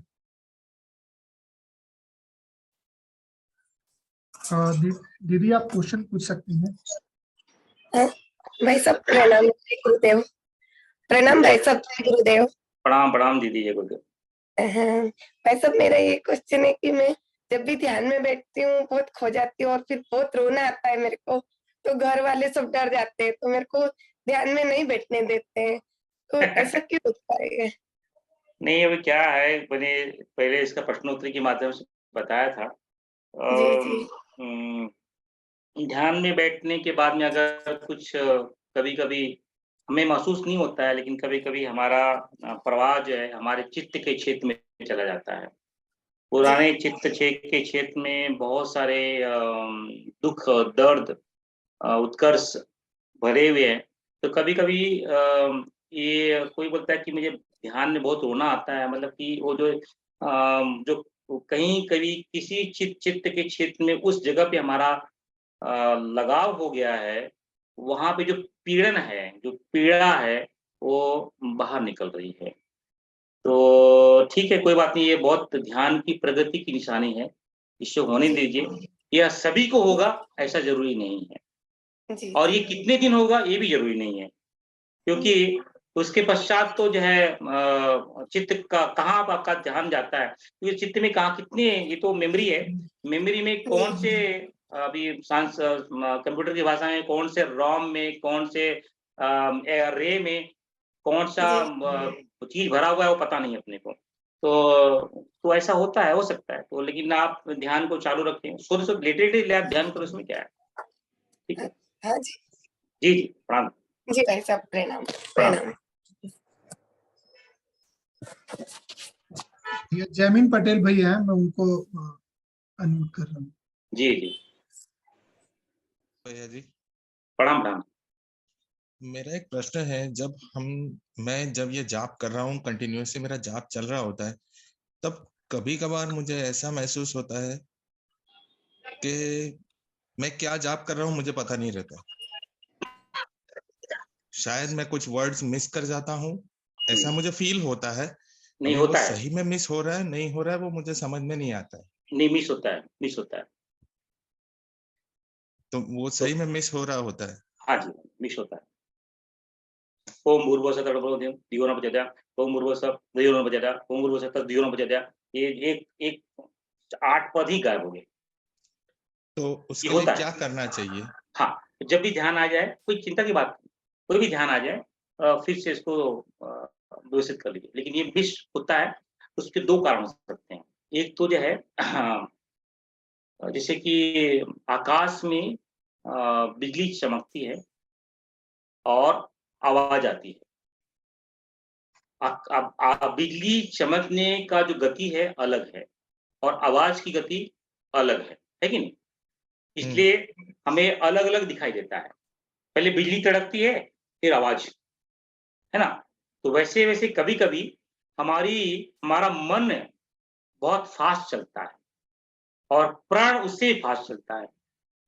तो और जो वाणी उससे कम चलती है, तो वाणी से फ़ास्ट मन चलता है, मन से फ़ास्ट प्राण चलता है, तो ये गति अलग-अलग होती है। तो मन इतना फ़ास्ट हो गया, मन ने मान लिया कि गायत्री मंत्र हो चुका है, लेकिन वाणी तो की गति स्लो है। ओम भूर्भुवः स्वः तस्, लेकिन मन में वो तो 1 सेकंड में गायत्री मंत्र हो गया, ओम भूर्भुवः स्वः तत्, लेकिन मन जो वाणी है, वाणी में वो कंप्लीट नहीं किया है, तो क्या होता है, वाणी से श्रेष्ठ मन है, मन उस पे अधिपत्य कर लेता है, जो है आपके 8 पाद जो है गायब हो जाते हैं। वाणी बोल नहीं पाता है, लेकिन जब भी याद आए कर लेना चाहिए, ये अच्छी प्रक्रिया है। इसका मतलब है आप सही ढंग से जप कर रहे हैं। ये इस तरह के प्रश्न जो है दिखाते हैं कि हम सचमुच जो है साधना में उतर रहे हैं, पूरा तैयारी के साथ उतरे हुए हैं। और सर दूसरा चीज, हम अभी जो जाप कर रहे हैं वो पूरा मानसिक जाप ही कर रहे हैं। ये वैखरी वाणी से जाप करना अभी वो बंद हो गया, वो बुदबुदाने वाला वो सब नहीं कर रहे, सिर्फ मन में ही जाप चल रहा है। और उसी तरीके से कंटिन्यूअस चलता है जी।